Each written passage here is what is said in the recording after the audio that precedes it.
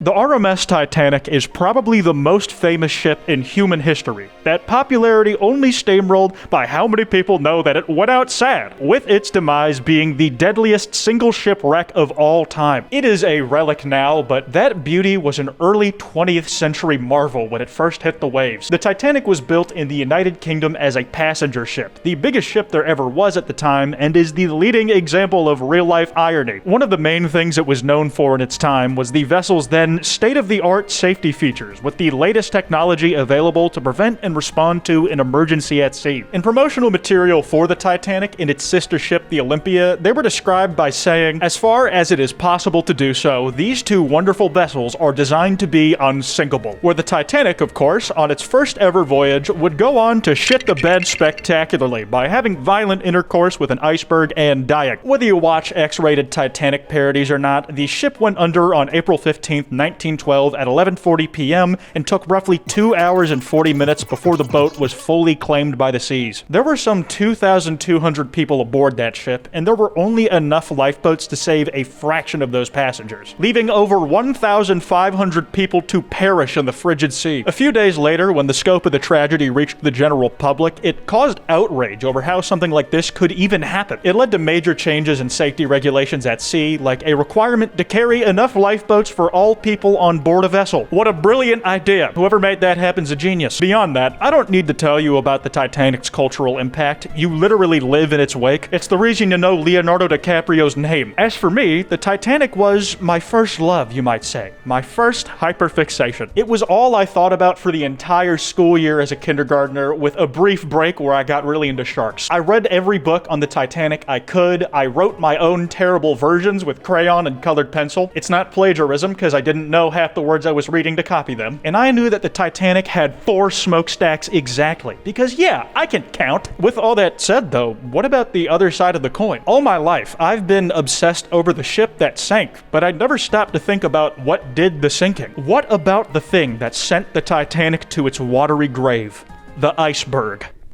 I mean, yeah, it's alright, I guess. Hi again, guys, and welcome to the Iceberg Explained. I wanted to make my own iceberg chart for a while, but I'm not capable of just letting myself enjoy stuff, so I made a joke of the concept as a defensive layer of irony if this goes badly. I saw a whole lot of iceberg charts about iceberg charts, but barely anything about the real ones. It made researching this video harder because looking up anything plus iceberg just gives you a chart now. Still, I didn't think I'd end up liking actual icebergs as much as I do now after researching. I've completely switched teams. The Titanic had it coming. The chart you see here, I put together myself. I pulled from a few existing charts, but none were quite what I wanted from this video, so I made my own. Shout out to the folks who did the hard work before me so I could profit off it on a YouTube video, /J. Up front, some of these aren't directly iceberg related. My general criteria was including stuff that at least has to do with them or where icebergs usually show up, but also if I just wanted to talk about it. Any video I make this big is bound to have some slip-ups, and if there's anything I missed that you think should be in here or that you caught and want to correct, please do so in the comments. I'm gonna give a blanket "I will mispronounce things" warning now, so I'm not stopping to say sorry every time I butcher a language I don't speak. So yeah, I'm gonna say things wrong,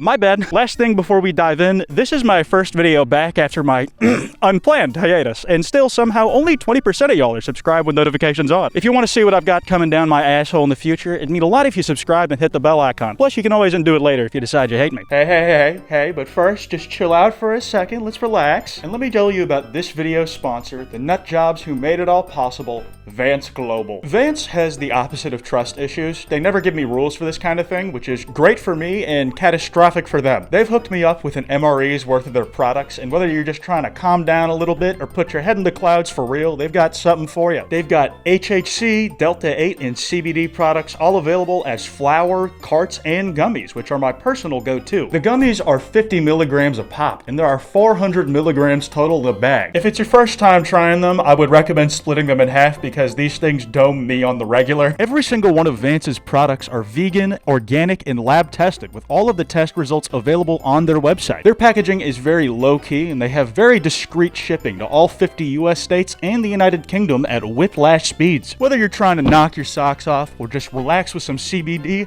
go to vance-global.com and use code Kwite for 20% off your order. On a personal note, a serious and massive thank you to Vance. They stepped up from the beginning and said that whenever I came back to YouTube, they'd be super down to work with me and make what I want to happen. This is a video I really could have only made with their help, and it is massively appreciated. They are like my favorite type of sponsors to work with. It helps that I genuinely use their products. I can only make this video as big as I wanted it to be thanks to their help. So if you're interested and legally able, if you gave them a shot, you'd be helping out the channel, and it would be much appreciated. Anyways, back to the icebergs. Aw, look at this cute doggy, and relax a little. After all, it's only layer 1. Just the tip.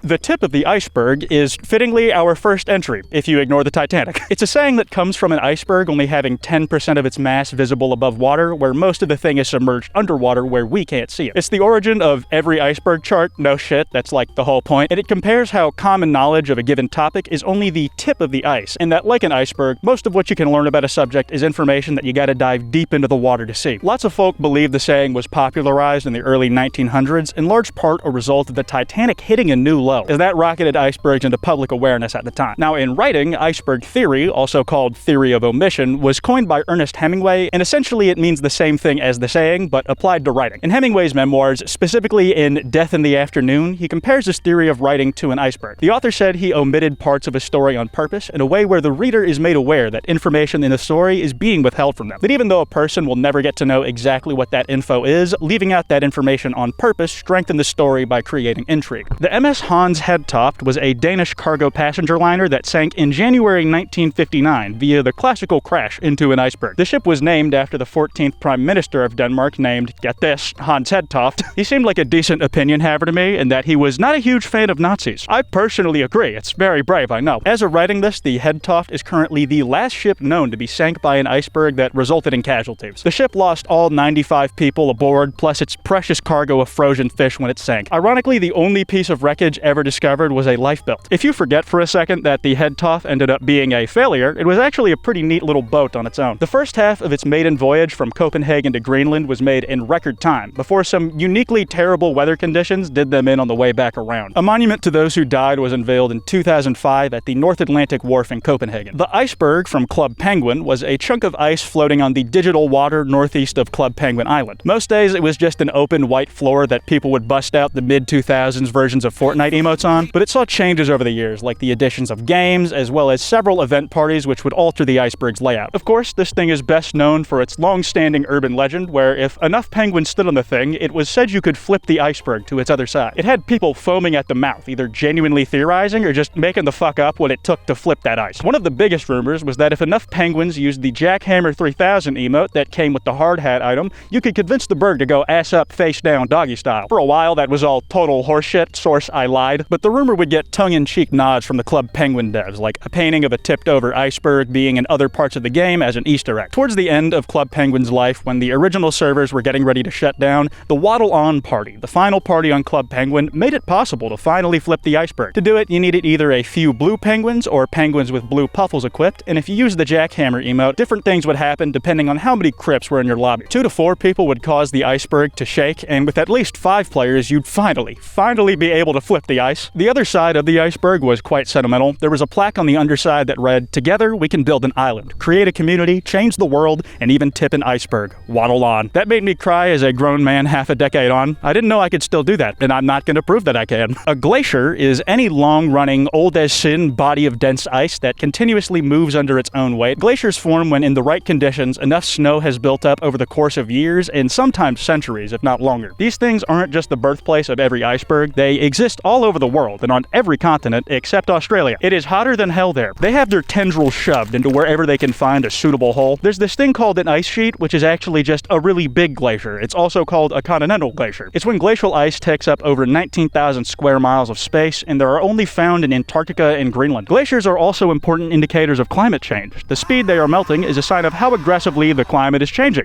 Speaking of, climate change is, for one, real.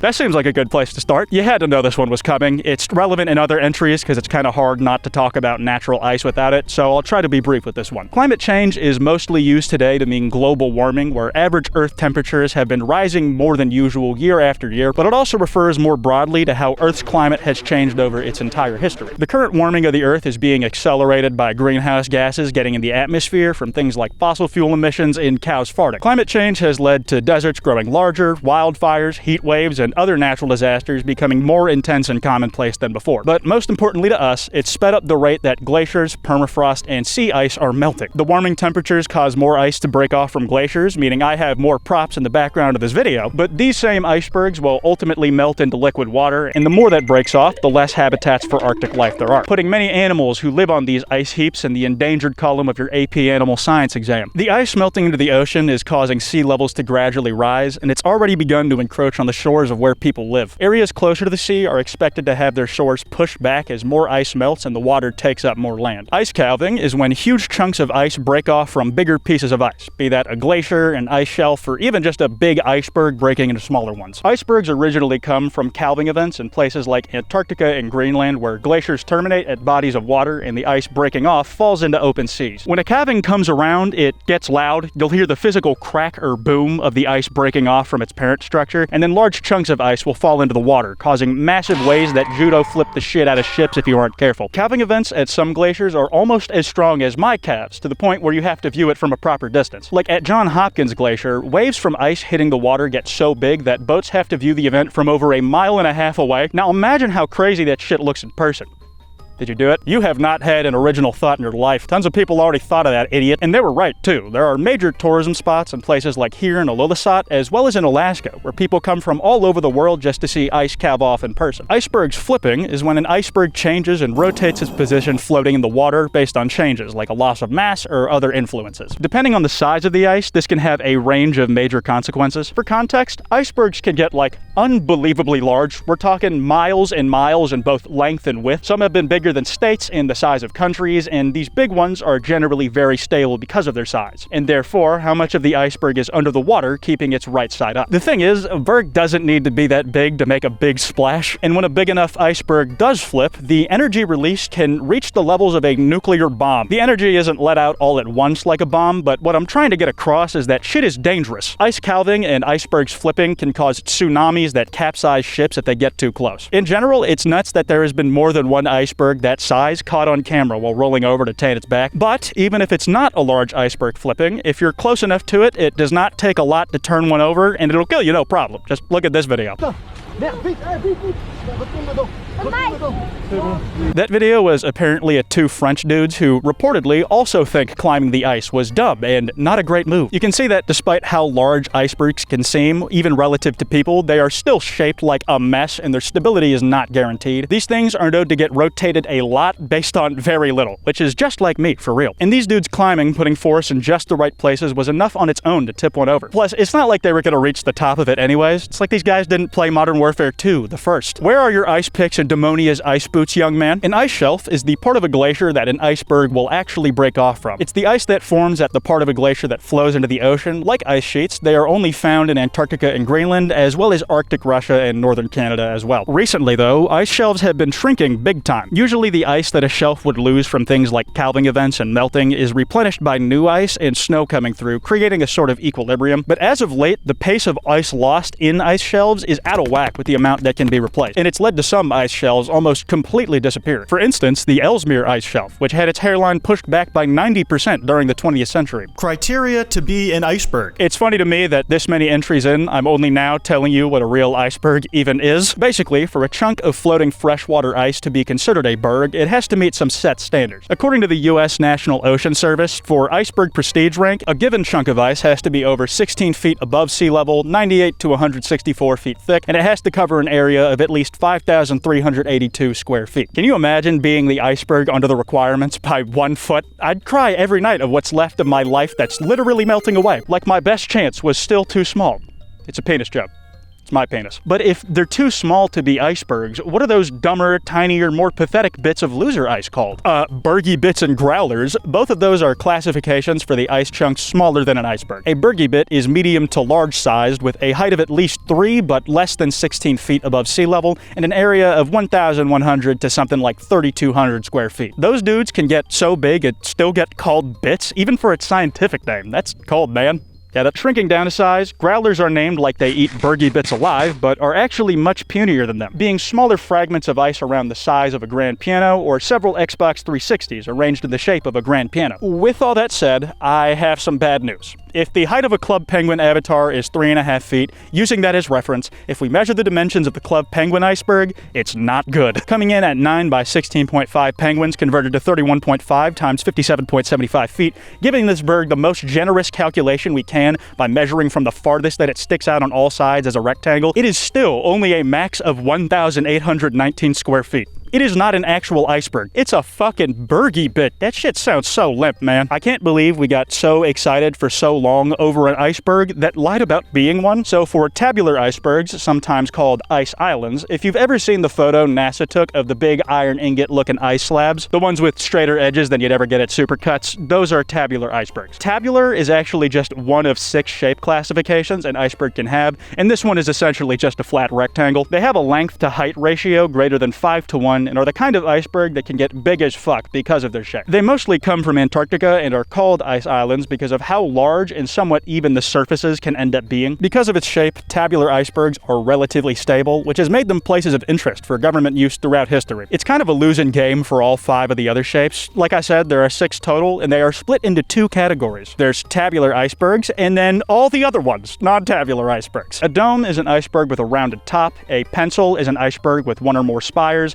Wedges are icebergs with a steep edge on one side, a slope on the other. A dry dock is an iceberg that eroded to have a slot or channel inside it, while blocky icebergs are steep with vertical sides while having a flat top. The main difference between blocky bergs and tabular ones is that if it's blocky, it looks more like the head of a Minecraft character than it does the icicle plate for Arceus. Iceberg colors. Icebergs are like Americans in that they are majority white, but can also be a few other colors. This is the end of that analogy. Some icebergs are green, black, yellow, blue, and some even have rainbow or stripe patterns, with each having a variety of reasons behind their unique looks. Blue icebergs usually pop up when the part of an iceberg that was above water is melting, and the underside that's been untouched by snow so far is all that's left. So when its shape changes enough that an iceberg has to reposition itself floating in the water, that striking bright blue is what pops up on the surface, and one of the craziest colors you can see authentically produced in nature, in my opinion at least. Icebergs with a darker color usually get their natural hue from sediment picked up in the ice over time, and people used to think green icebergs were caused by dissolved organic matter turning yellow on an already blue iceberg, which together would make it green. Duh. And organic material has also made other stuff turn yellow in a similar way before. But it was later found to be a result of the yellow hue that iron oxides take on. They're common in Antarctica's geology, and jade or green-colored icebergs were found chock full of them. Color can also be an indication of an iceberg's age, where older ones are more likely to have those vivid blues and greens. Ice floes are another non-berg type of ice you might see floating around the same places that icebergs do. They're large packs of ice that are typically flatter than my cheeks, but much wider than them, being at least 20 meters across at its biggest point, sometimes getting to be over 10 kilometers across. These things are so inconvenient. People have gotten stuck on them because they broke off the shore while they were standing on it. Ice floes trap ships in their ice fields, stranding explorers and getting them killed, and you'll get to hear all about how they managed to make people's lives absolute dog shit. Hand in hand with ice floes, though, is drift ice, which is a field of sea ice that is made up of multiple ice floes. These can cause ice jams in rivers, basically just clogging them up, and can also damage a ship's hull. Drift ice can make shipping routes completely inaccessible during certain times of the year, or just if shit's clumped up in an annoying enough way. 𝙄𝙘𝙚𝙚𝙗𝙚, Greenland, is a town of around 4,700-ish people in Greenland that's also the country's biggest tourist attraction. It's also where I am right now. They have as many sled dogs as they do people here. The town's name literally just means icebergs in West Greenlandic. I can't say its original name right, you know that already. But it's such a popular spot because of how close the town is to the 𝙄𝙘𝙚𝙚 ice fjord, the most productive workhorse grinding on my meat glacier in the northern hemisphere. And that thing spits out some big-ass icebergs. The town's economy is mainly centered around all the tourism because of how big of a draw it is. But from personal experience, I can say it is quite nice.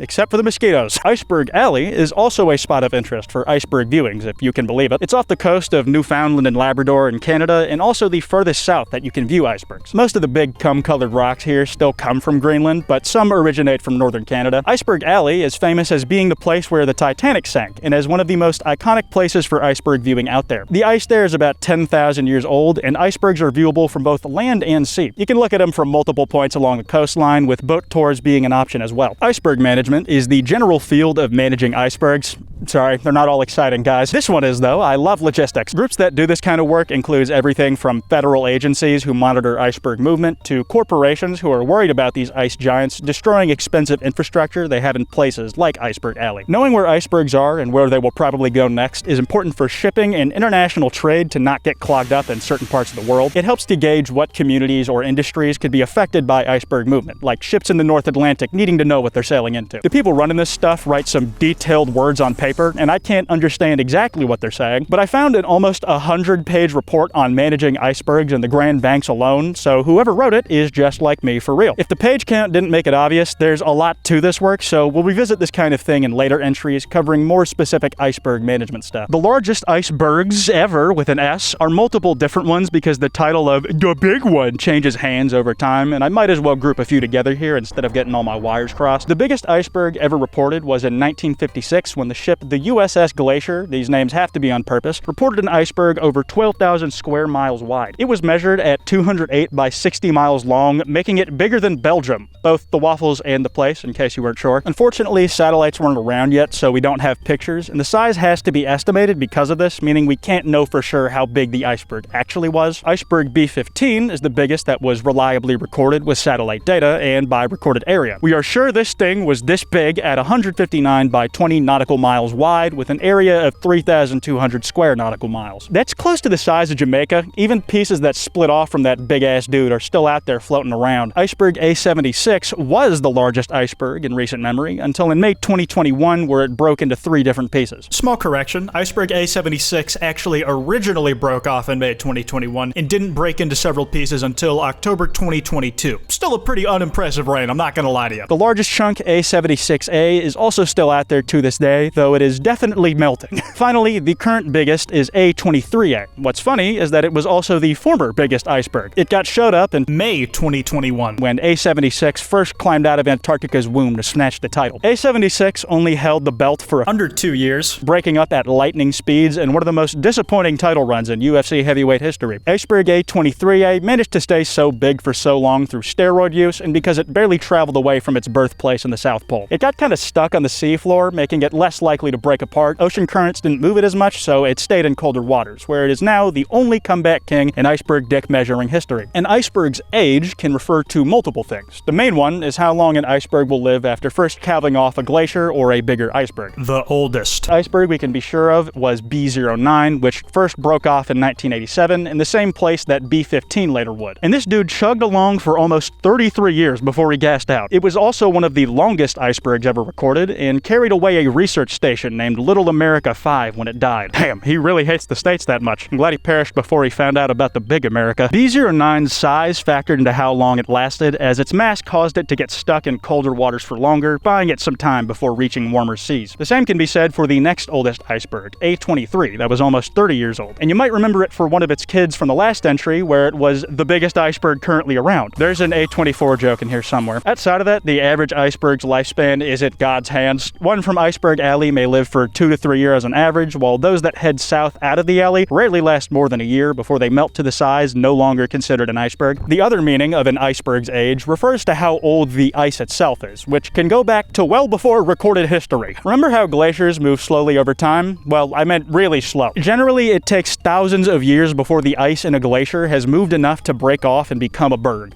Just for an example, an iceberg in the North Atlantic might have a life cycle something like this. In 1000 BC, it's all just snow. That's all there is until 950 BC, where the snow has been able to harden into a glacier. Fast forward a few thousand years to like the 90s, and the glacier may have finally moved enough for that snow in 1000 BC to break off as an iceberg and finally melt away a few months or years after. These things are silent lurkers who have been around way longer than us and go on vacation to see the world before they die. It's better than being trapped in a retirement home, I guess. North Atlantic icebergs are basically any iceberg that comes down the North Atlantic Ocean. Something from 15,000 to 30,000 gets spit out of there every year, and it's probably the most well-known place you can find icebergs, as lots of tourism in the area is based on iceberg viewing, and it's way easier to visit here than going to Antarctica. Iceberg season in the North Atlantic runs from about February 15th to June 1st, meaning that writing most of this video in July was a massive fucking oversight. The farthest south a North Atlantic iceberg has been known to travel before melting away was about 150 nautical miles northeast of Bermuda. Icebergs as drinking water refers to how ice is made of fresh water, where even though less than 2% of all all Earth's water is locked in ice, 70% of fresh water, the kind we can swallow without puking, is locked in ice. If we could harvest the water from an iceberg, then it could theoretically help quench thirst in places that need it the most. It's never been done at scale for real, but the idea of towing icebergs to thirsty people so they can suckle from the melting teat has been around since at least the 1970s. Even with how much of the ice would melt while being towed, they say what's predicted to still be left could do a lot for places like Cape Town in South Africa. The RAND Corporation wrote an 83-page report for the National Science Foundation dedicated to the topic of using icebergs as a global freshwater resource, and it basically says that the idea has always been neat in theory, but the technology for it just doesn't exist yet. Even up till now, I couldn't find anything on successful uses of that type of tech that could pull it off.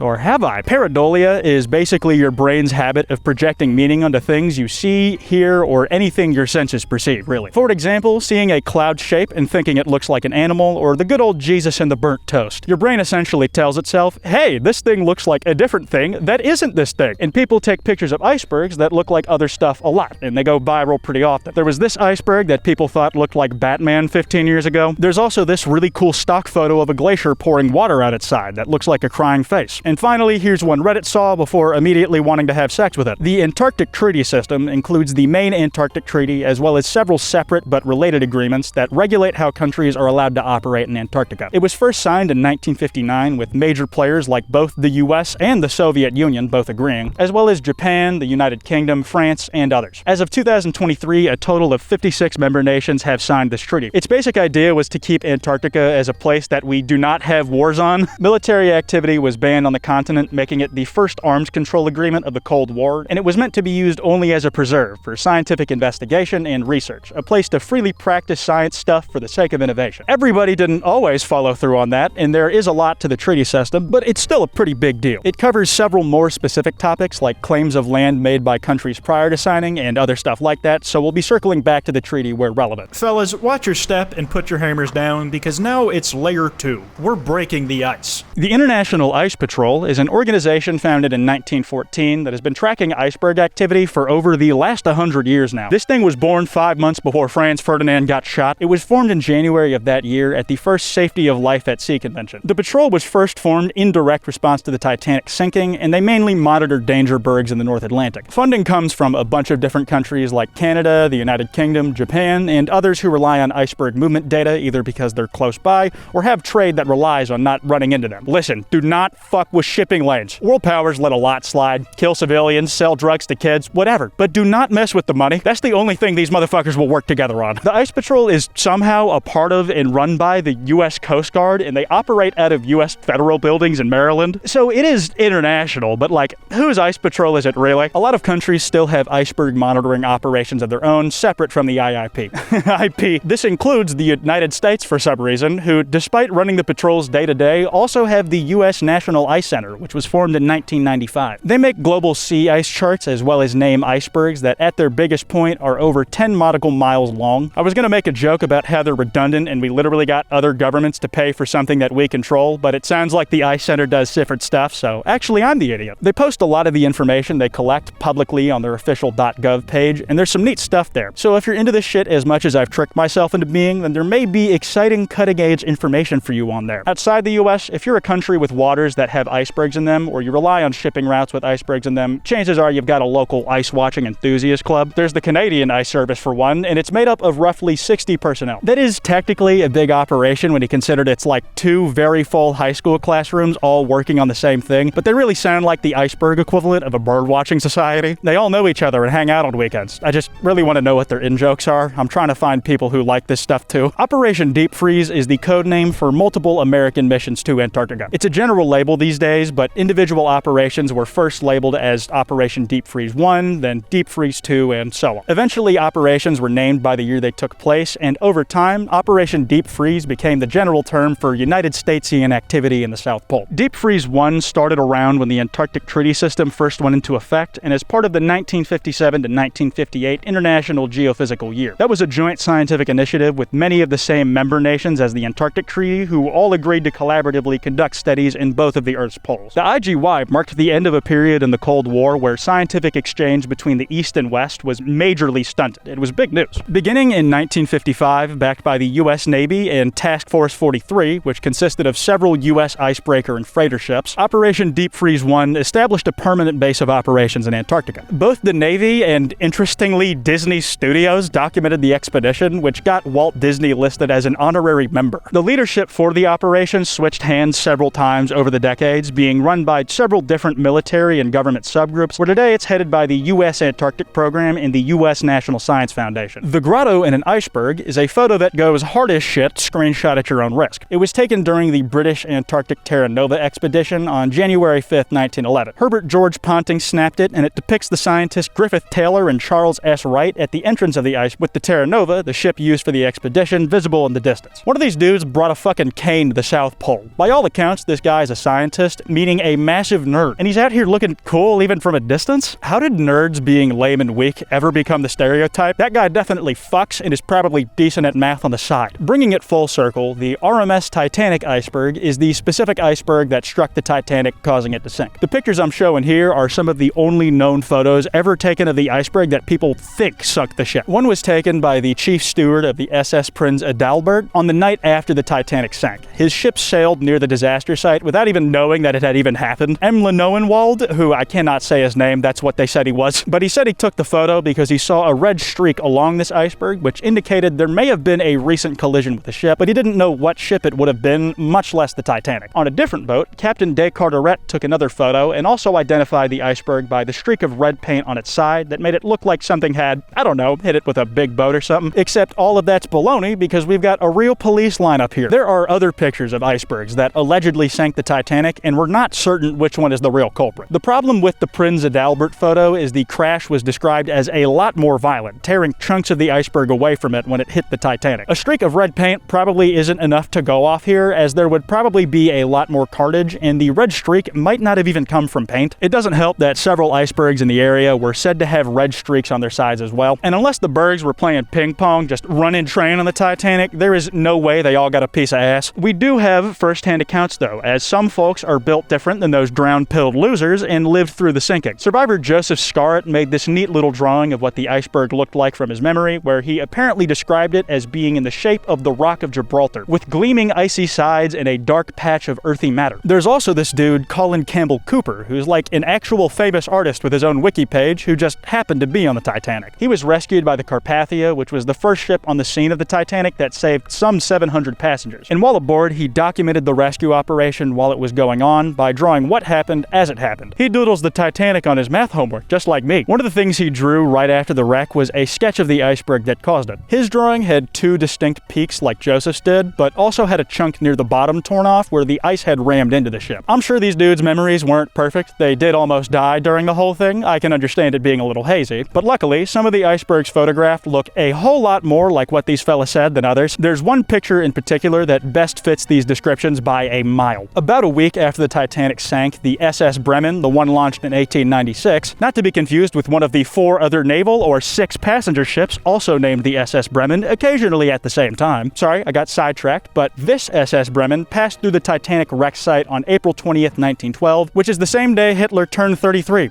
Why didn't they warn us? A passenger named Stephen Unpronounceable Last Name took this picture of an iceberg that matched several eyewitness descriptions and also the sketches made of the alleged ship sinker. It's not for sure this iceberg, but all things considered, I'm gonna say it's probably that one. Can't go back in time in the magic treehouse to check, but it was in the right place at the right time, and it looks how people said it looked. It's dead now anyway, so the chance for true justice to prevail has passed. The SS Kronprinz Wilhelm is the real reason the Titanic sank, and I'm only half joking. The Wilhelm was a World War I German ship, and pretty big looking as it is. 7-year-old me would have thought the Wilhelm was the Titanic. If it had enough smokestacks, then it was directed by James Cameron, and it turns out I actually can't count. But hey, in 1907, the Wilhelm did also ram into an iceberg, but instead of being a massive pussy, the Kronprinz still finished its voyage, and then remained in use after. It even ended up switching teams to become an American ship. That guy got out of Germany before they were Nazis. Why didn't they warn us? As far as how it made the Titanic sink, the Kronprinz iceberg crash happened around the time the the Titanic was being constructed. And because crashes like the Wilhelms, where the ship still made it to shore after sucking face with a block of ice, were not too rare, the developers of the Titanic kind of thought they were hot shit and went, I could do that too. And they treated icebergs as less of a concern than they ended up being. Ernest Shackleton was an Irish explorer who, in his lifetime, led 3 British expeditions to Antarctica. The first was the Discovery Expedition from 1901 to 1903, and the second was the Nimrod Expedition in 1907 to 1909. But his most well-known adventure, with a Capcom re-release length name, is the Imperial Trans-Antarctic Expedition. Kratos from God of War was a guest character on the research team, but only on PlayStation. Lasting from 1914 to 1917, it was Shackleton's first trip to Antarctica to get funding from not just private investors, but also from the government. It was about as long as his other expeditions, but this one was way more insane because they lost both their damn ships and got stranded in Antarctica for years. I'm getting ahead of myself. The 2 ships used on the expedition were the Endurance, led by Shackleton, heading to the Weddell Sea, and the Aurora, led by Aeneas McIntosh, en route to McMurdo Sound on the other side of Antarctica. You see, this particular outing was also an attempt to be the first guys to cross all of Antarctica on land. It did not work. Ernest was apparently picking his crew based mainly on vibes instead of technical expertise or merit. He was asking people things like if they could sing, and if he liked the person the second he saw them, he apparently gave some of them a job. Shackleton also maintained a less strict hierarchy on his ship. He chose to give chores to all crew members, be them scientists, seamen, or officers more equally. He had a heavy emphasis on camaraderie, just socializing with his crew himself after dinners,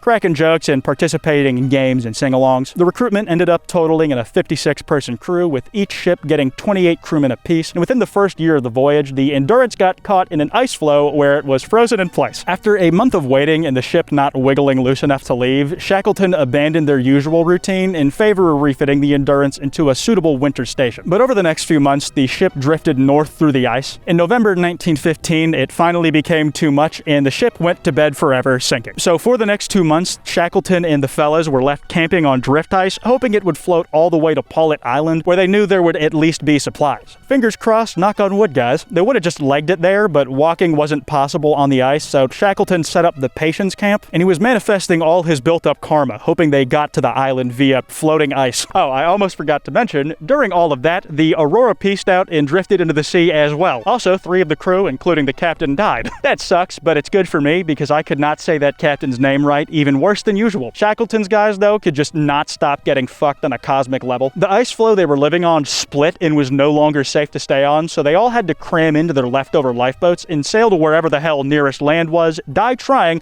or stay put and die for short. After 5 straight days on the water, the survivors ended up on Elephant Island, almost 350 miles from where the ship sank, and it fucking sucked there. They were so out of the way of any ships that might be looking for them that they had to risk sailing on open ocean in their rinky-dink wooden joke boats to find help. They were aiming to reach the South Georgia whaling stations just a short 820-mile trip away. Shackleton was part of the crew that went out to sail, and he didn't pack for more than 4 weeks at sea because he knew if it took any longer, he'd already be dead. So Ernest and a few of his boys were sailing for 15 days, almost capsized all the time, and got caught in frequent storms. Their luck was so bad that they managed to get in the middle of an actual hurricane that they later found out had managed to sink a much bigger, much safer boat than the plywood they were stewing in. Despite it all, they still somehow made it. I am not kidding. They were the first people to ever sail that route as well. It was under duress, do or die for sure, but these fellas sure do. After finding help, rescue took multiple attempts because of sea ice trolling a little and getting in the way, but eventually the remaining 22 men on Elephant Island were all saved, the Aurora crew that was still left stranded was saved, and the Aurora itself was found after drifting in open ocean for months and finally recovered. It kinda all worked out in the end, if you ignore all the ways that it didn't. It wasn't a success as an expedition, but if you were making an argument for being one of the hardest motherfuckers of all time, this is a pretty good one. Captain Sir John Franklin's lost expedition, and I'm gonna read this word for word because it's funny out of context, was a failed British voyage. And yeah, it sounds like the Brits got a lot of those. It was led by John Franklin, surprise, with 2 ships, the Erebus and the Terror. The goal was to gather magnetic data to see if having that type of information could aid in navigation. Instead, both ships got locked in the ice, and a total of 129 people got stuck in the Victoria Strait near King William Island, which today is Canadian Nunavut. After a year of being isolated out there and being edged by melting ice, both ships were abandoned and April 1848. By then, around 24 people, including Captain John Franklin, had danced their last fortnight emote and died. Several rescue attempts were made, and some people's remains were found, but tragically, none of the expedition crew were found alive. It wasn't a triumphant success against the odds like Ernest Shackleton's was. Still, despite screwing the pooch and ultimately failing, the expedition did manage to explore and be the first to sail through a series of unknown northwest passages that went on to be rediscovered later. There's also been recent developments to the story where the wrecks of both ships, the Erebus and the Terror, were found in 2014 and 2016 respectively. They've both been named as Canadian National Historic Sites and sit near King William Island today. Ice piers, or ice wharfs, are structures built to help unload ships in Antarctica, primarily at McMurdo Station. Actually, only McMurdo Station, from what I've read. I thought there'd be more. To make one, you basically hose seawater into a controlled area and just let it freeze, which it will always do because it's always cold. When you repeated that a few times and as the layers built up, it got to be several meters thick and strong enough to support shipping crates and supply trucks that can move shit around more efficiently than dudes dragging crates behind them. The first one ever constructed was also a part of Operation Deep Freeze in 1973, where folks on that job built the first ice pier at McMurdo Station. This freeze iced and freeze more on top lol method sounds like something I would do for fun in 3rd grade if I had the means, and because of that, I'm not surprised that shit went sideways with them more than once. Wind as well as forces like sea swells can fuck an ice pier till its tummy's bulging. In 1993, those exact things became an issue, not the tummy bulge, and they caused some scary, probably do not ignore cracks in the ice pier. The one with the funniest picture associated with it was in 1983, when an ice pier was pushed to its limits because people were unloading way more than normal for that season, and the ice broke under the pressure, making a cargo truck fall through it, kind of fucking everyone's day up. Oil companies and ice is a broad topic. Oil execs like drilling icy areas all the time, but burning fossil fuels contributes to ice melt, which is not so good for us. So some folks want oil to be used less, but that means oil execs would make less money, so they aren't happy to let that happen. For me though, the first thing that comes to mind is an ad that Humble Oil, a company owned today by Exxon, aired in 1962. In it, they were dick measuring their oil output based on how much glacier they could melt with the energy their oil had produced. I'm not going to read the text straight to you a whole lot in this video, but you gotta hear the shit as it was written. Each day, Humble supplies enough energy to melt 7 million tons of glacier. This giant glacier has remained unmelted for centuries, yet the petroleum energy Humble supplies, if converted into heat, could melt it at a rate of 80 tons a second. To meet the nation's growing needs for energy, Humble has applied science to nature's resources to become America's leading energy company. Now, this wasn't a straight up, we are going to melt the poles, suck it losers, and climate change wasn't talked about in public back then like it is today, but it sure has aged. Exxon also hired internal scientists, as in literally working for Exxon, that ran tests predicting global warming pretty damn accurately, decades ahead of the danger becoming well-publicized knowledge. And then they spent those decades ignoring the research they paid for on purpose, because acting on it meant they'd have to pump less oil and make less money in the short term. I'm sure it was for good and justifiable reasons. Darren Woods, I know you're just the CEO of Exxon and not the shareholders, but you're the easiest public face I can find. I just want to assure you that you should feel absolutely safe in your home away from people. No one is meant to be able to get you there, and you've got nothing to worry about, pal. This entry could go on a lot longer, but it's pretty straightforward. Oil companies know the consequences of their actions and they don't give a shit, which, like, no shit. Drifting ice stations were temporary facilities built on ice floes during the Cold War. Ice floes were not always stable, so there was a good chance the ground you built that doohickey on would crack open sooner instead of whenever later is. But both the Soviets and the United States established and maintained several stations in the Arctic Ocean for both research and espionage purposes, though they probably wouldn't have told you about the latter when they were still in the middle of it. The stations themselves were usually not that impressive as buildings. Like, if a station was just for spying, they were usually just putting up shacks and spots of interest. Well, this might sound like some shit that could only be thought of in the Cold War era of poison cigar assassinations. The idea for stations set up on drift ice actually came in the late 1800s, where one hell of an interesting brain was already doing this type of stuff. A dude named Fridtjof Nansen came up with the original drift station concept, and he was operating his own outpost from 1893 till 1896. Fun fact, he also has a Nobel Peace Prize. Good for him. The Soviets established North Pole 1 in May 1937 and definitely had a head start by the time the Americans were building their own. The last drifting ice station the USSR built was shuttered in 1991. Post-Soviet Union, Russian activities in the Arctic have really scaled back. They didn't do much at all in the North Pole for over a decade until eventually re-entering in 2003. But guess what? Global warming since the mid-2000s has made ice floes that you can actually camp on really rare, and some stations have had to evacuate way ahead of schedule because of thawing ice. Subglacial lakes are lakes found under glaciers. You're welcome. What would you do without me? First discovered under Antarctica, there are over 400 subglacial lakes around the world, but almost all 400 of them have been found in Antarctica, and I imagine they look something like Crystal Cavern from PMD Explorers. They're notable because all this water that we can't see is roughly 15% of the liquid fresh water on Earth. And what's really interesting is that in these isolated underground lakes that have never seen the light of day, there is previously undiscovered life living in them. It's exciting because these places have been super isolated with uniquely cold and harsh conditions, so the way evolution developed in those lakes could give us an idea of how life might form in similar conditions on other planets and shit. We'll get into this life under the ice topic deeper in the chart, but it's even more exciting to me considering subglacial lakes have already been found on Mars. Maybe there are some plankton-sized friends waiting for us there. The Ross Ice Shelf is the largest ice shelf in Antarctica. It was discovered in 1841 by Sir James Clark Ross, who it was later named after,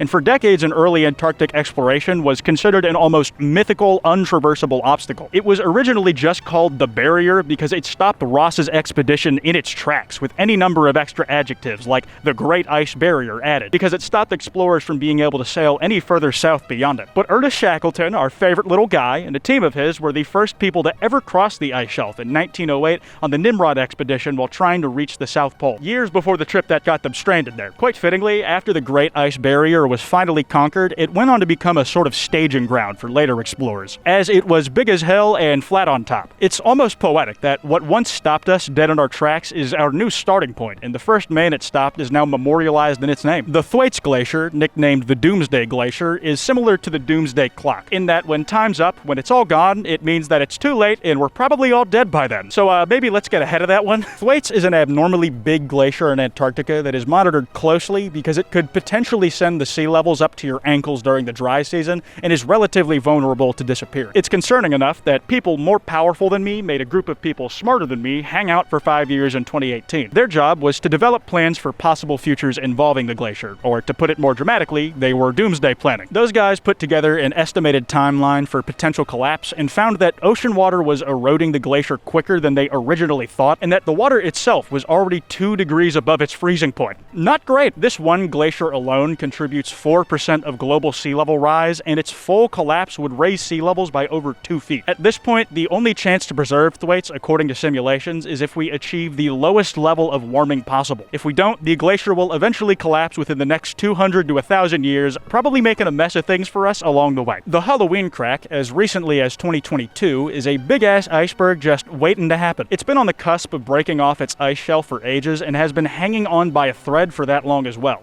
only hooked on to Antarctica by 1/3 of a mile of ice. It was named the Halloween crack because it was first discovered on October 31st, 2016, which is kinda cute, and it's located in a zone called the McDonald Ice Rumples for some reason. Historic explorers had fun when naming shit down south, so I'm glad to see the tradition's been kept alive in iceberg-loving circles of today. But when Halloween finally cracks and moves out of its parent house, it's expected to be about 675 square miles, around half the size of Rhode Island and 5 times the size of Malta. The likelihood of icebergs like this forming is only going up, and the warmer it gets from cows farting straight methane, the more likely an iceberg this size will show up. An ice shove, also known as, and apologies for the long list, an ice surge, ice push, ice heave, shoreline ice pileup, ice piling, ice thrust, ice tsunami, or ice ride-up, is a big surge of ice from either large lakes or an ocean onto the shoreline and can be caused by temperature changes, ocean currents, or strong shad-like winds pushing ice onto shore. These ice piles can get up to 40 feet high and are devastating to Arctic communities like in Alaska along its coastline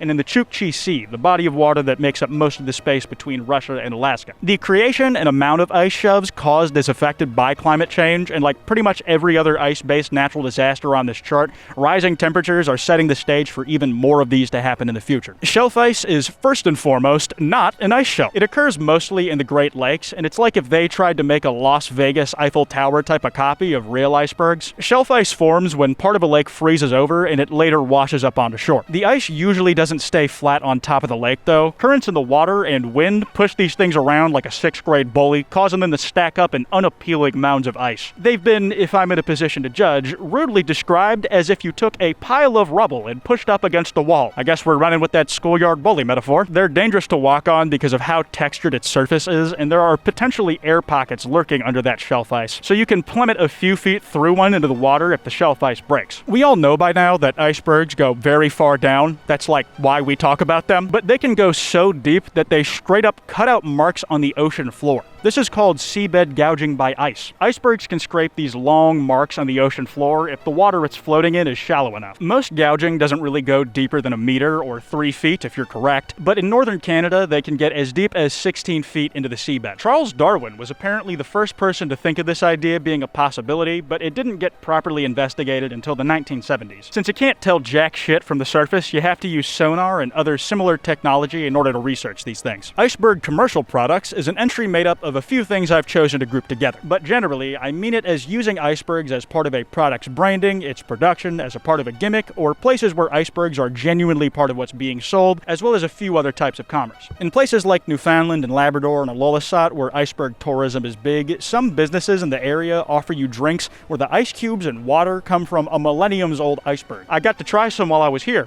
It's pretty good. In an Atlantic article, the author Matthew Burkhold went to Newfoundland and Labrador and gave some examples of the stuff he saw. The Kwite Brewery in St. John's uses 20,000-year-old iceberg water for its iceberg, a light lager that comes in a striking cobalt bottle. Ock Island Winery blends iceberg water with wild berries to make specialty wines, and the Canadian Iceberg Vodka Corporation makes exactly what its name advertises. He was also told that his martini was the efforts of a cook who plucked a piece of ice from the Labrador Sea while out on his jet ski, and I think that guy is full of shit. This article is full of really fun examples of iceberg consumerism at all levels, sometimes not even for profit. Like this random dude in the fishing town of Brigus apparently keeps a growler in his freezer at his garage so he can chip off ice cubes from it whenever he needs some for barbecues. The commercial aspect of icebergs is a rabbit hole all on its own. A lot of stuff in this video is, and we'll be looking at some more specific examples later in the chart, but I'm gonna keep it moving for now. The North Pole landmass does not exist, in that the North Pole is not actually a chunk of land, it's literally all ice that is just floating on top of the ocean, and is also called the Arctic Ice Pack. I always wondered as a kid why there were only 7 continents when the North Pole was right there and somehow not one of them. It got talked about way more than the South Pole as well. Like, the amount of misinformation you heard about what Santa was getting up to was insane. It made it seem like the US would view the North Pole as a threat to US hegemony in the area. Actually, that's probably why they track where he goes. But it turns out that Antarctica is considered a continent because there's actually a landmass attached to the Earth's crust under all that ice. From what I know, the North Pole is like the Pluto of continents, except it never even got to pretend it was a real boy. The Arctic is mostly just a sea, and land surrounds those bodies of water as opposed to the other way around. That's why no permanent stations have been built on the North Pole like they have in Antarctica, and why stations with a built-in expiration date were used instead. Operation Icebridge is a still active NASA mission to keep an eye on and document polar ice change. NASA used to have a satellite in the 2000s for looking at polar ice, but in 2008, due to a technical malfunction, it got shelved, and a next-gen satellite wasn't ready to launch until September 2018. That was also the first month in America you might have ever known what TikTok was. Time flies. Operation Icebridge was the stopgap used in between the 2 satellites, where while NASA spent the next 10 years or so building a new space eye, they'd launch regular flights over both the Arctic and Antarctic to bridge the gap, so to speak, between satellite missions, hence its name. During these flyovers, some neat stuff has been discovered, like these Coomer brain holes in the ice that were all real close to each other. Operation Icebridge has been keeping overwatch on places of interest like the Pine Island Glacier, where there's an ice tongue that if it were to melt would let a big chunk of that glacier drop right into the sea. Using information gathered on flyovers, they've even discovered the longest canyon on Earth under Greenland's ice sheet. It's literally called the Grand Canyon Greenland in parentheses, despite it being bigger. Sometimes the dude who did it first matters than the dude who did it biggest. Antarctic countries refers to multiple things. For one, real-world governments making territorial claims in Antarctica. A lot of nations have claimed parts of the South Pole as their own, and they generally kept operations to the part of the continent they said finders keepers on, but not always. Some countries with competing claims were friendlier with each other than others, and some just do not care and will set up shop any place they feel like. There are several overlapping claims, but as of today, it's all a bit of hogwash. As part of that Antarctic treaty, it was agreed no nation could make new claims of land or expand their current ones. It didn't force anybody to give up their old claims, but it essentially cast the status quo of the time in resin, and land claims have stayed the same in Antarctica ever since. Still, half the nations who signed the treaty said that they still reserved the right to claim land if they felt like it. And there's speculation on if a country like the US, Russia, or even Brazil will make a new claim of land eventually, but none have so far. It's kinda neat. Antarctica is the only continent with no native human population, and it's managed to remain one of the only kinda sorta neutral places on Earth. Now, the other type of Antarctic countries are a result of this almost no man's land status at the South Pole. Because parts of Antarctica are still officially unclaimed by any nation state, state, random folks who have never set foot on that ice have made unofficial claims of statehood on some of that unclaimed land called micronations. Micronation is basically a country not recognized by any real nation on Earth. Shout out Caucasia viewers. West Arctica is the biggest as far as I'm aware, and is the biggest area of claimed land not recognized by a single real country. West Arctica has 2,000 citizens from across the world, none of which live there, but these guys even have a national anthem, so they got something going on. The dude who started the country, Travis McHenry, calls himself Grand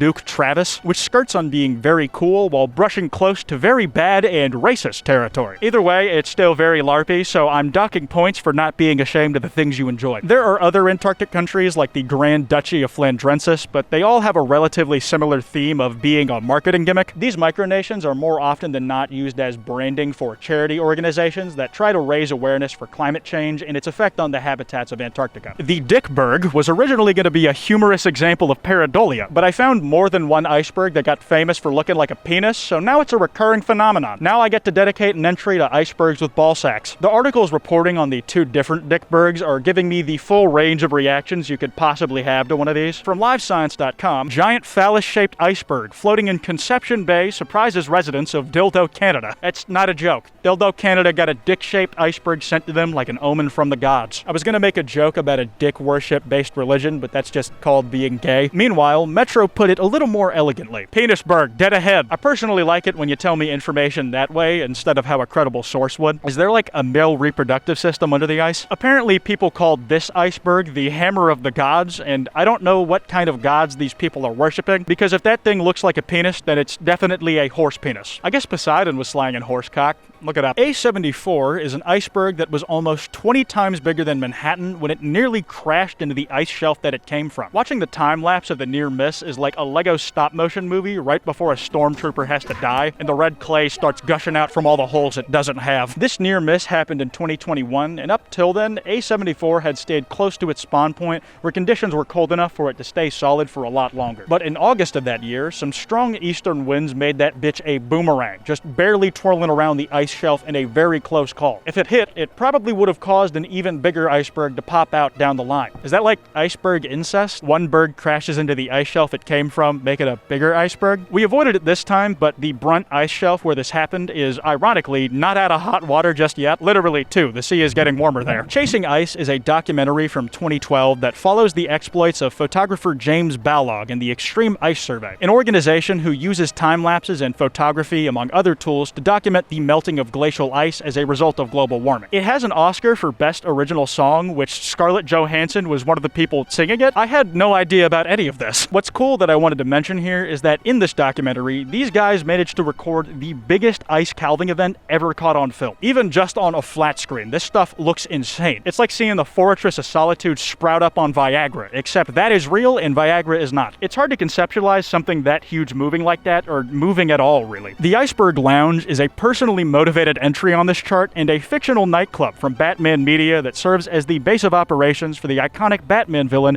the Penguin. I swear, not everything with Iceberg in its name will have an entry, just a lot of them. And I like this one personally, so I get to put it in. If you don't like it, you should have made the video first. In Batman Arkham City, the Iceberg Lounge is depicted as the building that has frozen water and ice platforms that you have to surf on inside of it, all while a shark that somehow lives there tries to eat you. You then have to beat the living tar at that thing to get the shark to leave you alone. Shark repellent was never some shit Batman actually needed. It was just a marketing tactic to sell toys to idiot 1960s toddlers. The Iceberg Lounge also appears in the 2022 film The Batman multiple times, where Robert Pattinson uses it as a fun backdrop to beat people up on. Iceberg lettuce should probably not be on this chart, but it has a funny name. Sorry. My personal enjoyment will always come before quality control in this channel. You should be used to it by now if you're this far into the video. Still, iceberg lettuce was developed in 1894 by the Burp Seed Company. It was one lettuce type of many, but easily one of the most well-known at the time. It got its name from how lettuce used to be packed and shipped on crushed ice, causing the lettuce heads to look like icebergs. It lost a lot of its popularity to much doper leaves like romaine lettuce, which is darker, leafier, and generally more nutritious, but iceberg lettuce still has some die-hard fans in modern times. It's a cult classic of the salad community, and if you like it, you're not alone if you look hard enough. Oh, we're really going under now, and we're gonna die like real men, because it's layer 3, and we're sinking with this ship. Remember Iceberg B-15 from earlier? The Antarctic one, roughly the size of Jamaica, that later broke into massive chunks? A chunk of B-15A. Busted open to birth its baby bergs was more of a C-section, if I'm being honest. They cut that dude open like a pig. pig. In October 2005, off the Gulf of Alaska, all the way on the planet's other pole, there was one hell of a storm kicking up. One so powerful that nearly a week later, a Terminator of an ocean swell made its way down to old Iceberg B-15A, 8,300 fucking miles away, and cracked it open into like half a dozen pieces. That is some of the worst RNG I have ever seen in my life. No amount of unlucky or skill issue spam in chat could put more salt in that wound. That's like the nature equivalent of losing a 5v1 S&D round. Glacial surges are short-term events where glaciers slam the gas pedal and start moving up to 100 times faster than usual. Only 1% of world glaciers are thought to ever surge, concentrated mainly in the North Atlantic around here. Surges function on roughly 10 to 200 year cycles depending on the glacier, and there are 15 to over 100 surge events in a year, but they still remain unpredictable in many cases. Glacial erratics are rocks that get glacially deposited, like glacial ice in a flood or a surge, picks them bitches up and then places them somewhere they are not meant to be. I'm not brain dead, but I like rocks. They're distinctly different to native rocks in the area, both in their size and what the erratics are composed of. The stones at the Erratic Rock State Natural Site in McMinnville, Oregon are an example of some of these big-ass rocks, and the biggest we know of, in fact. The glacial erratics there are some of the last remains of the most recent ice age, where thousands of years ago, major flooding was very common in the American Pacific Northwest. They would carry massive glacier chunks sailing across modern-day Oregon and Washington, and after the floodwaters ran their course, the iceberg chunks that got ripped off a glacier were left behind. After the ice melted, these rocks were what was inside and got left stranded hundreds of miles away from where they came from, now nestled to some photogenic American farmland. Fossils under the ice refers to the discovery of lots of remains from a number of extinct species from millions of years ago, as well as some really well-preserved bodies of animals that died more recently. More finds have been made in recent history because of climate change heating up and melting more and more ice, revealing stuff that got shoved under the snow hundreds to thousands to millions of years ago. There are a lot of examples of this, but some of the ones I found most interesting are the remains of long-gone Antarctic species from when it was still covered in trees and stuff. As early as Ernest Shackleton's expeditions, they were finding the imprints of leaves and things they found while walking around, which indicated it probably used to be a lot warmer down south. Animals like Antarctic crocodiles were apparently stomping around with polar dinosaurs. Reptiles used to be running the show in Antarctica some 40 million to 100 million years ago. But of the more recent finds, I think the well-preserved remains of animals from millennia ago are kind of neat. Paleontologists are really fond of naming these things like pets. For instance, Sasha the woolly rhino. They found a baby woolly rhino in Siberia that died looking faded out of its mind. They gave drugs to kids back then too, huh? Well, start them young and you got a customer for life. Still, it sounds like these dudes got really attached to a baby that hasn't been a baby for 32,000 years, and it's honestly kind of endearing. I'm glad it's the good people who get to grave rob glaciers. Sasha is the only baby of its species we know of, and the goal with a lot of specimens like it is to see if any of its DNA was preserved while in ice, as with its good condition, that's a lot more likely. There are tons of examples I came across for all sorts of fossil and mummified corpse discoveries in the colder parts of the world. It's another rabbit hole in its own if you want to know what kind of stuff's been dug up. Lake Vostok is the biggest subglacial lake in Antarctica and is literally right at the southern pole of cold. The poles of cold are the places in the northern and southern hemisphere where the lowest known temperatures were recorded. Your nuts will roll up inside you there, just quivering in fear of the chill. Lake Vostok has more water in it than all the Great Lakes except Erie, and covers more area than all the Great Lakes except for Lake Superior. To make this even more like the lore for a boss encounter, the Russians decided to put a research station right on top of the coldest place on Earth, which is also on top of the biggest, most mysterious lake ever. This Vostok station just translates to East Station, so that's not so creative. But thankfully the language barrier lets me pretend it's much cooler than it is. It's the same way with anime, and you know I'm right. Microbe life in the lake was first discovered by some American nerds and reported in 1999, but later in 2020 came the first reports of a fish-like thing living down there. Some folks have questioned if the samples taken from this lake were contaminated, but the original readings seem to have been confirmed as legit. Outside of that, the Russian government has been doing their own drillings into Lake Vostok, saying that they'll take good care of the lake and try not to disrupt its natural ecosystem. But their drilling methods have apparently been contaminating the shit out of the lakes because of how dirty the way they do things has been. The Russians were using chemical antifreeze so the hole wouldn't refreeze and close up again. The concern was that they could contaminate the lake using crude drilling methods like that, and if it doesn't just kill whatever's down there before we even get to find out what it is, it could severely disrupt that closed ecosystem in general. Some scientists think that not just Lake Vostok will get screwed from continued drilling, but some researchers speculate that all subglacial lakes in Antarctica are connected, and the consequences of this could just be fucking up everything down there. Everybody was telling the Ruskies to use hot water drilling because it was safer, but Russia just didn't have the means to generate enough power to hot water drill, so they pushed ahead using their own methods. It was all for nothing anyways, because the samples they got, they later admitted were too contaminated from drilling oil to determine if there was any life in it. If only someone, anybody, could have seen this coming and warned them to slow slow down. The SS 𝙄𝙘𝙚𝙗, also called the unsinkable ghost ship, is the story of a ship minding its own damn business and not bothering anyone. The 𝙄𝙘𝙚𝙗 was a cargo steamer built in 1914 Sweden for the Hudson Bay Company, who traded pelts with Inuit communities along Alaska's coastline. In 1931, at the end of a trading run and having just stocked up on furs, the 𝙄𝙘𝙚𝙗 got trapped in pack ice. Rookie mistake. The crew chose to abandon ship and walk a half-mile on the ice to the nearby town of Barrow in order to take shelter for a few days. But too bad for them, the 𝙄𝙘𝙚𝙗 broke free again by the time they got back, though it luckily got stuck again a week later somewhere else. Some of the crew left Barrow via aircraft, while others stayed behind to wait out the winter and try to retrieve all their shit after the season had ended. But God stuck a wrench in their plans again when, after a blizzard came through, the 𝙄𝙘𝙚𝙗 disappeared once again and the remaining crew thought it had just sank at that point. However, they got a tip-off that it had been seen some 45 miles away, and the crew went to check it out and somehow found the 𝙄𝙘𝙚𝙗 still above water. The boys figured the ship was probably still going to go under before winter ended though, so they took the most expensive furs off the boat and left the 𝙄𝙘𝙚𝙗 to its fate for the last time. Turns out they were very, very wrong about it not surviving. Like, so wrong that I would be embarrassed to talk about it. For nearly 40 years after that, the ship kept getting spotted. It happened a hilarious amount of times in the decades following. It was to the point where multiple people were actually able to board the ship and take a look around. The last reported sighting was in 1969, and it hasn't been seen since. In 2006, Alaska's government launched a project to find the 𝙄𝙘𝙚𝙗, whether it's above or below the water. Either way, it hasn't been found yet, and I like to think that it's just still out there chilling. Iceberg the orca is an all-white adult killer whale, one of the first to ever be discovered. It was first recorded off the Russian coast in 2010 and was at least alive in 2016 when he was most recently spotted again. Iceberg lives with a pod of a dozen other orcas, and it's nice to know that he's got a good group of friends around him. If fish racism is anything like human racism, shit's gotta be tough. The group who spotted him, the Far East Russia Orca Project, or FIROP, I think, they had the same concern too, but they said, nah, it seems like that he's just another one of the fellas. No sign of discrimination that they've seen. Maybe orcas really are colorblind. It's unknown if Iceberg is all white because of albinism or leucism, but he made a big splash, and that might be the only intentional pun in this whole video. People love this fucker. We thought he looked so cool. They made plushies of the great white shark's only natural predator before they promptly sold out on Etsy. Humans will decide literally anything is cute, no matter how capable of killing them it is. They made Homelander into a fucking Nendroid figure. Did anybody watch that show other than me? Well, somebody at Nendroid did, because they gave him a bucket of his mom's milk to sip on, so that's a neat little reference. Speaking of incest, orcas had a much higher chance of albinism, estimated at 1 in 1,000 odds, as opposed to 1 in 10,000 for mammals. This relatively high ratio of albino orcas suggests that inbreeding is not super rare in the already limited and endangered orca population. As pretty as albino orcas are, they tend to die younger. Iceberg is apparently one of the lucky ones, as he's reached maturity and was still doing well the last time we saw him. Blowing up icebergs is one of those things they did in the early days of the field of iceberg study, because wouldn't it be funny? At least that would have been my reason. There's this old paper called Some Physical Properties of Icebergs and a Method for Their Destruction, where the physics professor who wrote it, Howard Barnes, ran tests that uncovered a lot of things about icebergs we've actually already gone over today. One of these tests was effects of applying high temperature heat to icebergs, where Howard admits they just strapped thermite to the ice and just blew it up. On the biggest iceberg they tested, they buried a charge 3 feet deep into the ice and said that setting it off made a plume of flame shoot over 100 feet in the air, sending chunks of ice flying outward in all directions. The structural damage to the iceberg caused it to keep cracking throughout that night, and a loud sound woke up folks in the area who lived there, because the iceberg later had a huge part of it break off after losing its structural integrity. They took pictures of the icebergs before and after, going to great clips pictured here, where they took a little more than just the top off. This is before and after the explosions, and there's a few of those in this paper. As simple as putting a bomb in ice might seem, to me it's still interesting to see how it changed without getting to see the actual explosion. And hey, it was pretty damn forward thinking when they tried this. It turns out blowing up icebergs can actually be pretty useful. The International Ice Patrol has been detonating these babies to smithereens for ages, much like I do to real babies. And despite the initial test methods back in the day not being that scientific, later there was a paper written on how liquid oxygen could help cause icebergs to explode. As recently as 2020, there was a paper on how to potentially use icebergs to ward off icebergs from destroying infrastructure like oil rigs and pipelines, as well as ships. Most interestingly, however, is the potential they mentioned to shape an iceberg to our liking by causing a controlled ice calving event on purpose using explosions. Some dude is going to try and make the biggest pocket pussy ever so he can literally fuck Mother Nature. For the beachy island graves, let me give a quick refresher on the John Franklin expedition from earlier. It was a failed 19th century British voyage that lost both of its ships and whose captain died early in the expedition. The crewmen were stranded in the Arctic for years, and ultimately none of them survived to be rescued, and Beachy Island is where several of them ended up. It's also where, at the time, survivors chose to put their fallen fallen fellas who didn't make it to rest and gave them proper burials on the island. Folks searching for Franklin expedition survivors stumbled upon the graves in 1850, and later in 1854, another searcher named Thomas Morgan died on his ship while in the area. He was buried alongside the Franklin expedition members already resting there. In the 90s, Beechey Island was designated a National Historic Site of Canada, and being nearly 150 years old by then, the original graves were deteriorating. So the headstones got a facelift with some fancy new bronze memorials. Cave diving in icebergs is something that people do not do a lot. In fact, I only found one detailed account of it ever happening, and it was by the seasoned cave diver 𝙄𝙘𝙚𝙚𝙚𝙚. She was the first to ever cave dive inside an iceberg, alongside her now ex-husband Paul 𝙘𝙚 and an underwater cameraman Wes Skiles. Jill has been in a ton of crazy crevices by then already, but back in 2001, she heard about our old Jamaica-sized friend Iceberg B-15, the biggest moving object on Earth at the time. Well, when it broke away from the ice shelf, it had fractured and formed tunnels in the iceberg that went deep. Ostensibly, there were tunnels under the iceberg that fed into the sea floor where the iceberg had scraped it. At some point well into the dive, Jill said she heard concerning cracks, groans, and nagging husband noises that she couldn't identify until after her team doubled back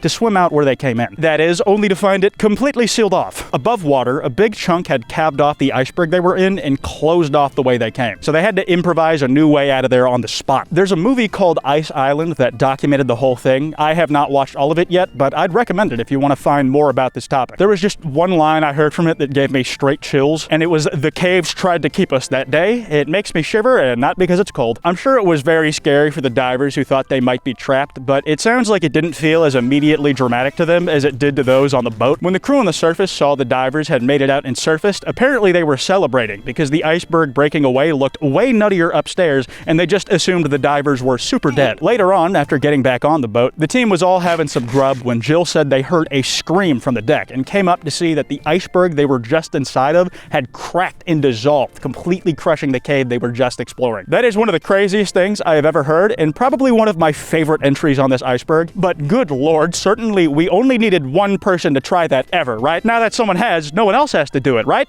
Right? The 𝙗𝙚𝙚𝙚𝙚 both described what they saw down there as beautiful, and I imagine they're some of the only eyes on any living thing who will get to see that sight in person. And I am jealous of them, but not enough to give it a go. This is one of the few entries where I'm talking about something completely real that just blows my mind. When I found out that ball lightning exists, I decided that I'm fine without Skyrim or Harry Potter magic being around, because real shit like taxes scares me enough. The Amory ice shelf is the third biggest ice shelf in Antarctica, and one of the things on top of it is a giant lake, or at least there was a giant lake there until June 2019, when the glaciologist Roland Warner was looking at the Amory ice shelf via satellite and noticed that an entire lake completely vanished in just 3 days. On June 9th, the lake had 21 to 26 billion cubic feet of water in there, and by June 11th, the lake control-Z'd itself and was nowhere to be found. Warner and some folks he was working with think the weight of all the water in the lake was more than the ice could handle, causing a hydrofracture. A hydrofracture is an opening cracked into ice when the weight of the water that it's a bowl for is more than it can handle, and that crack allows water to escape through it and pour all out into the ocean. The Amory crack was actually the first hydrofracture of its size to be observed in detail. Ironically, this was meant to be a relatively sturdy area of the Amory ice shelf, being almost a mile thick. The lake kind of faked its death for clout though, because the next year in summer 2020, the lake started filling up again, and fast. Within a few days, it was back to where it was the year before, so we got successfully baited by nature. The Blood Falls are a crazy looking water feature at the much less interesting Taylor Glacier, both located in Antarctica. The falls have a bigger wiki article than the glacier that literally causes them, because unfortunately it is much doper looking. The Blood Falls is a rush of water coming out the Taylor Glacier that looks like human blood endlessly gushing out of ice. The falls were first discovered over 100 years ago, and imagine finding this in the middle of the last unexplored place on Earth. I'd probably take that as a hint to turn around and never come back. If I was a God-fearing man in the early 20th century, that would be the clearest sign Jesus could ever give me to not go somewhere. The falls look insane, but the explanation is kind of boring. Unfortunately, there are no blood rituals or blood sacrifices here. Originally, people thought that red algae turned the water maroon, but the real reason is that the salt water coming out of that bleeding gash has been tainted by iron oxides, and there was so much iron in that water that it turned crimson. The water itself comes from a subglacial pool that's more than 1,000 feet under the ice, so there's not just the Blood Falls, there's also the Blood Lake, but no one's really sure how big it is. Morgan Robertson is the author of a book called Futility, a book people remember today because the story has a, quite frankly, stupid amount of coincidences to the Titanic sinking. This is despite coming out almost 20 years before the Titanic sank. Futility was published in 1898. It is 19th century literature. Just barely, but it's enough for me to be dramatic about it. I'm not going to go over the plot in detail because I didn't read it, but basically there's a ship in the book literally named the Titan that is touted as unsinkable. It then proceeded to sink after hitting an iceberg in April in the North Atlantic Ocean in Iceberg Alley, where there were not enough lifeboats for all the passengers aboard to be saved. And like the Titanic, a head-on blow was said to be survivable by the Titan, but the scrape along its side was what led to the catastrophic damage. Before sinking, it was the biggest ship on the ocean and was nearly the exact same size as the Titanic ended up being, with only a little over an 80-foot difference between them. As word of these coincidences got around, a lot of people believed Morgan Robertson could see the future. He always said that was a crock of shit and that he just knew a lot about what he was writing about. And to be fair, that's backed up by multiple people. Scholars say that a lot of the similarities could be a result of Robertson's deep knowledge of the shipbuilding and the general maritime trends of his era. The coincidences with the book have been referenced in a bunch of stuff. Doctor Who took a swing at using it for a time travel plot,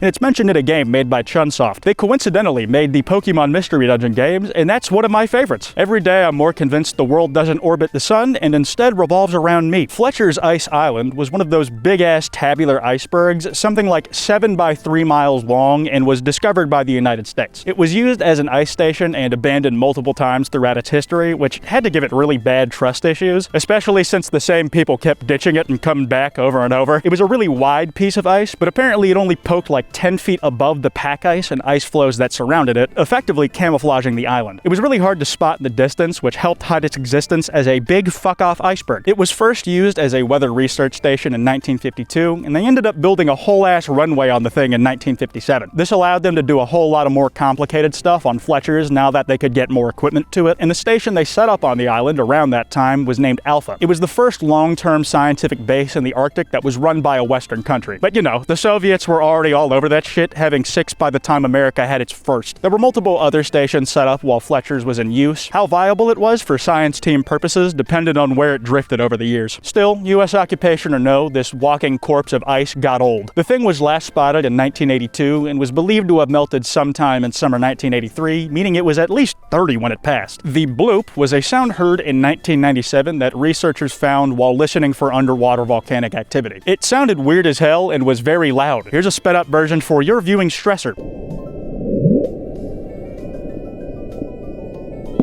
There was a lot of interest to find out what the sound was, with people speculating all types of things like giant squids or other unknown ocean monsters. Until in 2005, where in Antarctica, the same type of microphone that recorded the bloop recorded a very similar noise that was the sound of an icequake, aka an ice calving, and the bloop was concluded to likely have been an iceberg calving event. This explanation satisfied me personally, but a lot of people just weren't buying it. Some folks thought it was wrong, a lie, or even an intentional cover-up because what the bloop actually is must be something they don't want us to know about. I don't agree, like, at all, but I still believe in meritocracy, so we've all got that thing we're dumb for still having faith in. A brinacle, or ice stalactite, is legitimately an underwater ice spear that grows on its own and kills any living thing it touches. I'll show you, it straight up looks like a God of War runic attack. This is sped up footage, but watch this brinacle kill some starfish. I might flub this explanation. I had to read several articles several times before I was even kinda confident I understood it, so feel free to correct me. But you know how in SpongeBob,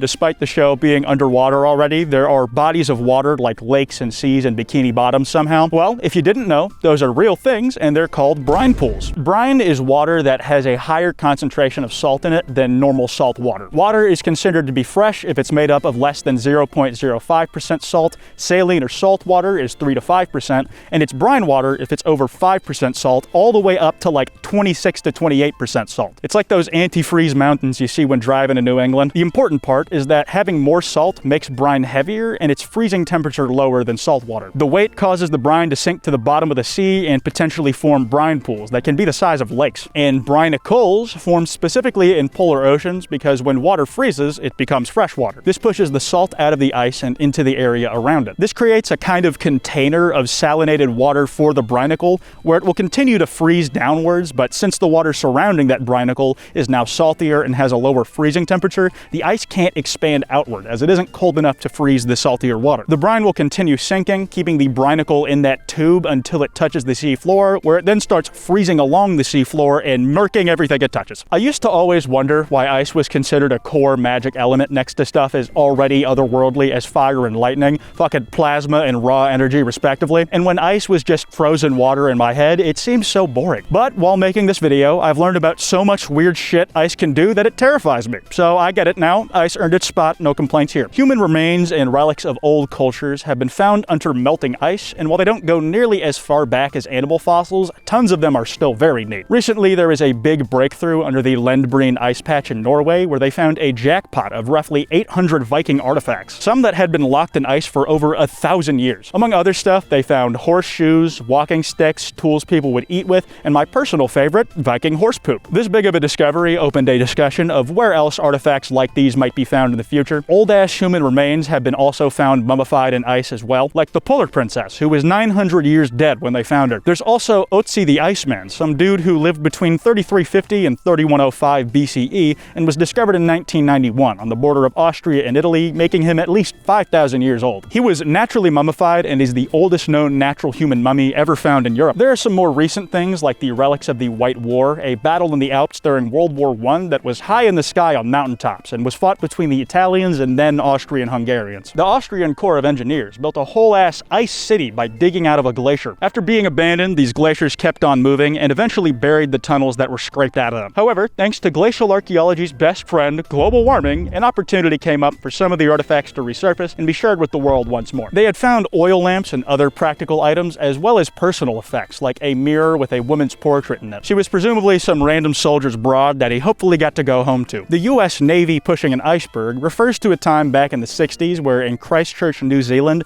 3 Navy icebreaker ships essentially bullied and pushed around a berg that was 2.5 million cubic yards in volume. They pushed it a half-mile away to get it out of the McMurdo Sound, which was a shipping route they weren't gonna let some bum like Mother Nature get in the way of. One of the ships, our friend, the USS Glacier, tried to push the sucker on its own, but the ice was just too big, and it took the other ships coming in to help before the job was done. This is a short one, but it's novel to me because the only source I could find was an old section in an archived New York Times newspaper, and it made me feel very good at researching, even though Wikipedia carried me through social studies. It's also just fun to think that we've been trying to smack these things around for a while now. Even in the 60s, we just had a natural human urge to get back at icebergs for sinking our ships. Also, I lied. There's actually a very famous photo of these ships pushing that massive iceberg back in 1965. It's kind of a fantastical image, these tiny man-made creations exerting its will over these behemoths of nature, not to mention winning. Icebergs destroying oil rigs refers to how there's lots of oil to drill for in places like Iceberg Alley, and even though oil rigs are made of hard, durable metal, so is the Titanic, even an iceberg moving at like its peak speed of 1 mile per hour is a concern, because when the thing moving is an unstoppable force, the oil rig is a comparatively movable object. Ice can tear right through steel if the berg is big enough, and these oil rigs had billions of dollars put into them and are expected to pump billions back out. So an iceberg hitting one is a no-no to those poor, struggling oil execs. To prevent this, there are these iceberg cowboys, like one Jerome Baker, who hunt for danger ice within a 60-mile radius of these oil rigs. Icebergs hitting stuff has been an ongoing issue in Iceberg Alley since forever, and these cowboys, as the Wall Street Journal called them, is kind of literal. They have unironic, gigantic 4,000-foot-long lassos for rounding up icebergs that they're trying to herd somewhere else. That's not their whole toolbox, though. They have tried lots of things to get rid of ice. The standard iceberg cowboy kit, though, looks something like using water cannons for lasering smaller bergy bits and that big old rope to tow larger icebergs away. That being said, some are just too big to stop. One of the oil rigs, named the Terra Nova, is a floating oil rig that can stop production to get the hell out of Dodge if it needs to. But another one, called Hibernia, is glued to the ocean floor, though it can handle up to a 6 million ton iceberg hitting it and still be repairable. Anything bigger than 6 million tons hits us and we'll be in trouble, is a literal quote. Basically, yeah, bigger than that, we get the fuck up. The ice earned this one. In 2011, Japan underwent its most powerful earthquake ever recorded, also being the 4th most powerful earthquake recorded in the whole world. I'm sure you know at least the tsunami part of this, where waves were peaking at over 130 feet tall and flooded for miles inland to Japan. It was a genuine tragedy that left thousands dead and even more missing or injured, and displacing countless people. The amount of power behind something like that can have huge effects on places even hundreds of miles away. Just look back at the biggest iceberg of our lifetime, B-15 in Antarctica, getting destroyed because of a storm in the literal backwater of Alaska. Well, several months after the Japan earthquake, the European Space Agency revealed satellite images that showed a massive iceberg had been calved off in Antarctica. And that iceberg was the result of that earthquake generating waves oceans apart from the South Pole that were strong enough to create an ice calving event when they got to the continent. Mount Erebus is the tallest active volcano in Antarctica. A volcano in the South Pole sounds wrong, but there's actually a few of them. Erebus is only the second tallest when you count the dormant magma mounds. Mount Erebus has a lava lake that's been there and active since at least the 70s, probably longer, and was named after the HMS Erebus, the same ship John Franklin managed to lose. It's known for its cool-looking ice fumaroles. A normal fumarole is a vent in the earth where volcanic gas and vapor leak out, and ice fumaroles are what happens when the places those vapors are coming from is below water's freezing temperature,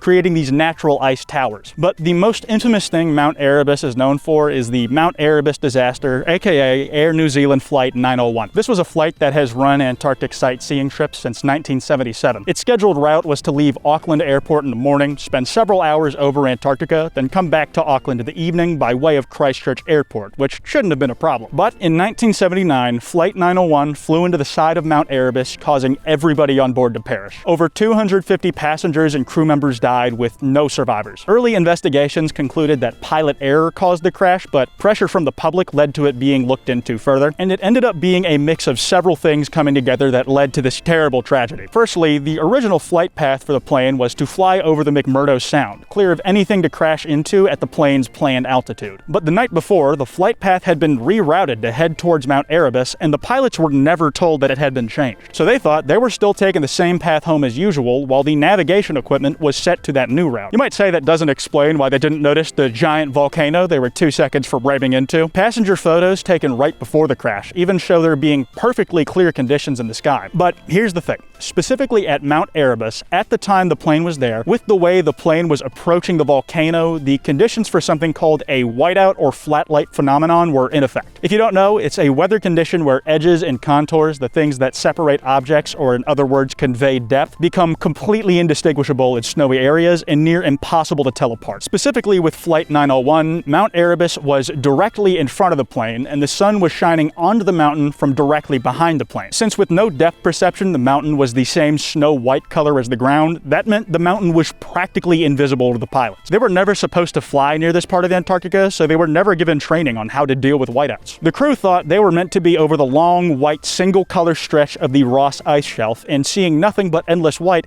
they probably assumed that was where they were. They began to descend not knowing the mountain was there, because to them it looked like there was no mountain at all, and you know the rest by now. It was a terrible tragedy, and the investigations of the crash revealed Air New Zealand's navigational error and attempted cover-up, which led to 9 figures in court lawsuits. The last Air New Zealand Antarctic flyover was in early 1980, before the route was discontinued entirely. Some of the debris from the disaster is still visible during the summer when enough snow melts. Abdullah Al-Shehi is an Emirati businessman who started this company called the National Advisor Bureau. They're self-described as a group that consults with startups for general growth and to help them be more eco-friendly. According to his bio on his own website, Abdullah has a personal interest in the project of filling the empty quarter. That thing's whole goal is to turn the United Arab Emirates back into a forest in order to improve the environment. Like, the whole damn country. He has got some big plans, like making a green belt by planting a bunch of plants to stop the desert from expanding. He's talked about creating artificial rivers that go from the coast to halfway into the country and are all connected. But the one we care about here is his plan to tow an iceberg all the way from Antarctica to the UAE as a source of fresh drinking water. Sound familiar? Well, this is the dude who seems to be the most serious about making it happen, at least from what I've found. Apparently, this was also proposed some 50 years ago in the UAE, and that's where the idea comes from. The National Advisor Bureau plans to pick the Goldilocks iceberg of their dreams using satellites, and that iceberg could potentially be up to a mile long. Abdullah Al-Shehi has gotten a lot of coverage over the years for this iceberg idea over all his other plans, probably because it has the most easy to understand what the fuck factor to an international audience. The plan is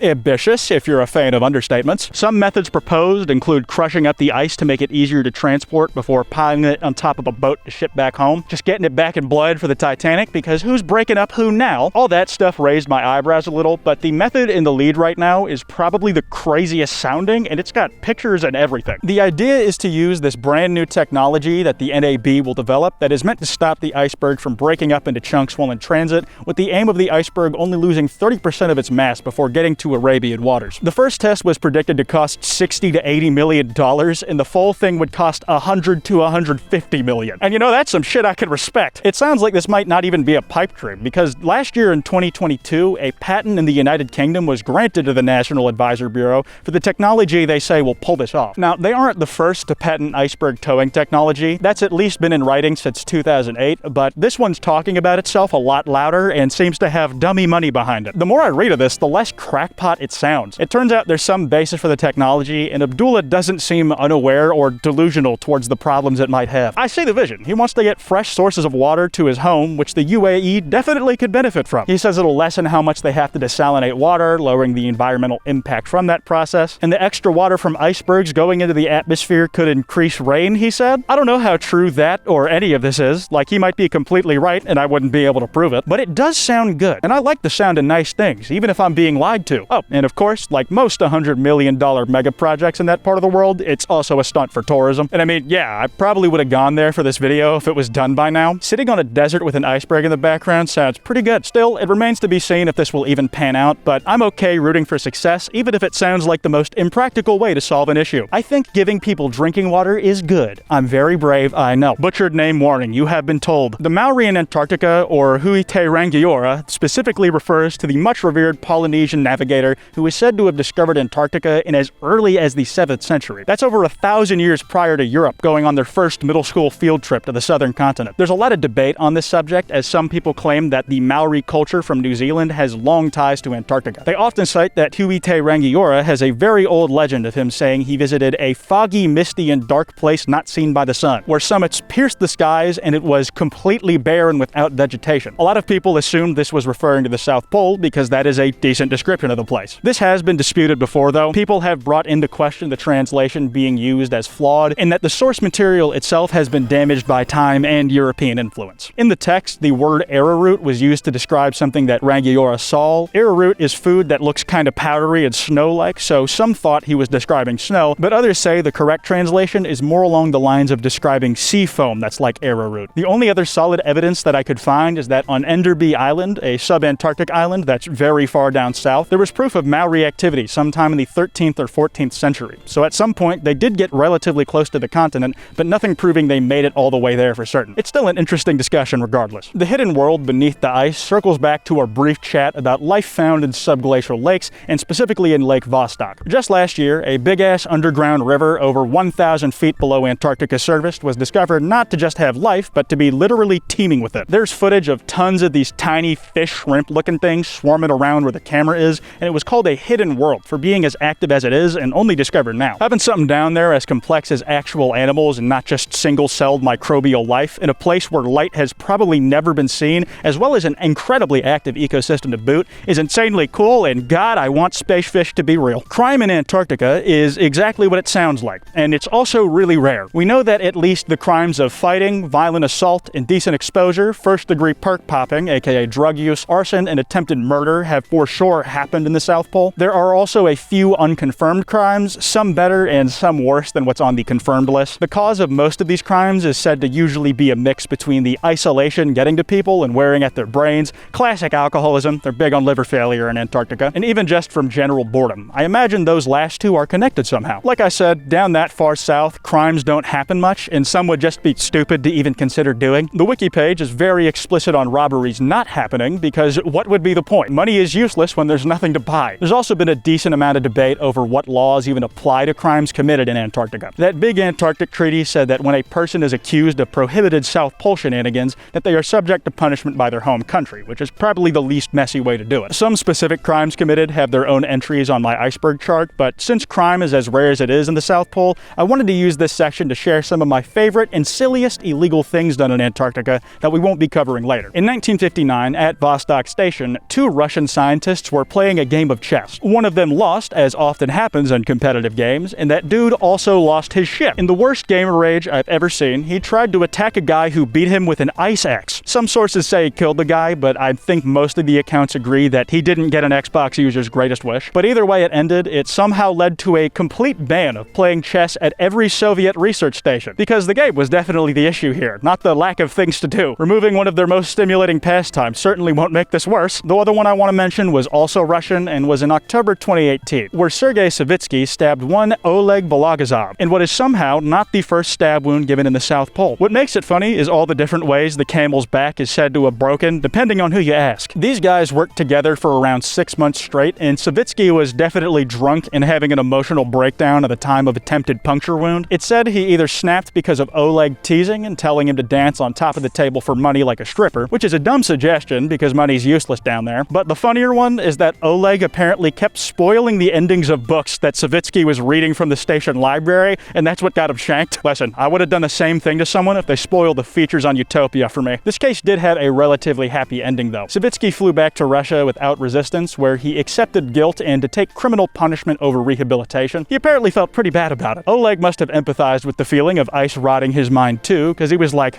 man, shit happens, it's whatever. And the case was dropped because Oleg chose not to press charges any further. I imagine his thought process was something like, on a different day, I could have been stabbing him. You can lick the iceberg's toes here on Layer 4. Down here, it's a cold, cold world. Rodney Marks was an Australian astrophysicist who died in Antarctica in May 2000, and what is potentially the South Pole's first and only case of murder. Mosquito net because I don't want to die again. He started feeling sick on May 11th At the Amundsen Scott South Pole Station, while walking between the observatory and base, while getting sicker and sicker over the next 36 hours until dying the day after. There wasn't a great way to get Mark's body off of Antarctica until the end of the winter, so they legit just stuffed his body in the freezer for 6 months until he could be flown to New Zealand to get his body autopsied. The examination found that Mark died of methanol poisoning, but the issue was no one knew if he did it to himself or if someone else had done it to him, and in either case, if he had been killed on purpose. Suicide was considered the least likely option, hence the first South Pole murder title. Most don't think he ingested methanol on purpose, since he was not believed to be suicidal and actively sought treatment for how ill he was feeling before passing. And they had plenty of booze on the station already if the idea was to get a high. The Christchurch police cited Raytheon and the National Science Foundation as being uncooperative, with DSS Wormald saying, I suspect there have been people who have thought twice about making contact with us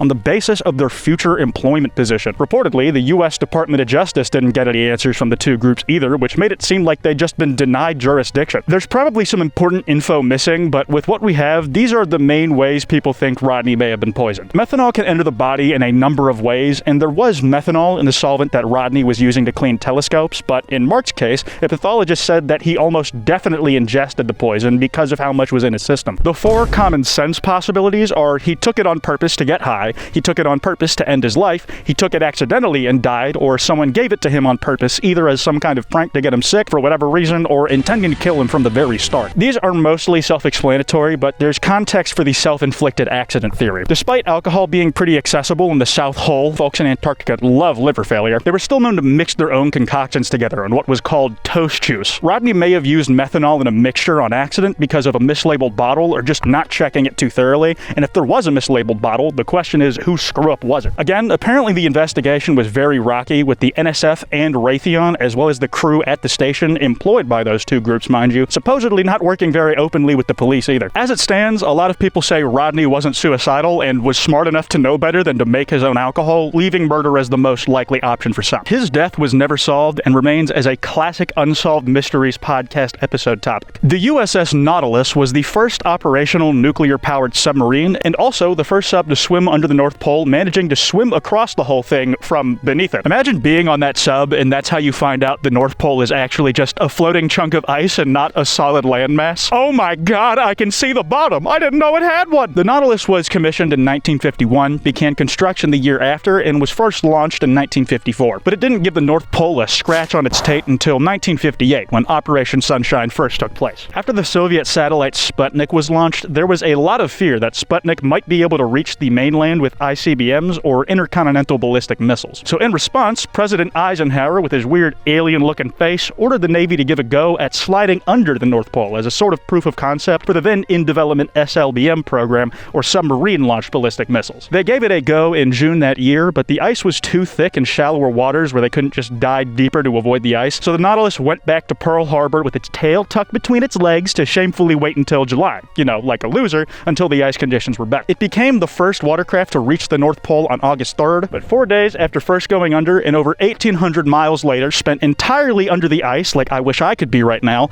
all made possible by new navigation tech, the Nautilus had the balls to show her face again after what she did and made it to Greenland, at which point it became the first sub to swim all the way under the ice of the North Pole to get out the other side. Project Cold Feet was a CIA operation in 1962. Its aim was to lift some secret info off an abandoned Soviet Arctic ice station that had been left behind because of unstable ice. America had recently developed tech that let them track Soviet submarines, and they were paranoid that the Soviets had made similar tech, but they had no proof. So they wanted to see if this now empty station had the Lego studs they were looking for. It was a pain in the ass to pull off. I would know, I was there. The station itself was near impossible to get to. The ice itself was already rickety as a seesaw. The ice was too deep into an ice pack for an icebreaker ship to reach, and it was outside of helicopter range. Because all of these options were like not options at all, this was the first time the Fulton surface-to-air recovery system was used on an operation. It had been entirely theoretical and only used in trials up till then. In less big words that I only learned just now, it's a fucking skyhook. It's the shit Christian Bale escaped Hong Kong with in The Dark Knight. That was based off a real thing, like most gadgets in those movies were, and the first time they actually used this incredible piece of human ingenuity was to get to an ice shack. Not very glamorous. It sounds nuts in concept, but the operation itself was a complete success. A few operatives parachuted down to the drift station, found the equipment and information they were looking for, and got pulled out of there on a skyhook over the course of 3 trips. One for the info, and one for each of the operatives who went in initially. Everything went pretty close to plan from what I understand, and they found the exact evidence they were looking for. And yeah, it turns out the Soviets were developing means to detect US submarines under the ice. The Arctic Harvester is a concept proposed for a floating structure that can house a community of some 800 people. It was designed to float in open waters near Greenland for its functionality, like over there or some shit. It won the Innovation in Architecture for the Sea Award in the Jock Rugery Foundation International Architecture Competition in 2013. You see, Greenland is very reliant on imports for their agricultural needs, and the Arctic Harvester was trying to cover those needs in a way that could be hopefully replicated at scale. The images they used as concept photos look like dog shit even by dog shit concept photo standards, but the device itself is pretty neat. The Harvester is built in a circular shape that's open on the inside where there's a central bay where icebergs are meant to be delivered for freshwater harvesting and as a reusable resource. It goes fairly deep underwater and looks like under the surface is where a decent part of the inhabitants would actually be staying, which is kind of like an iceberg since they're mostly underwater. 2 + 2 is 4.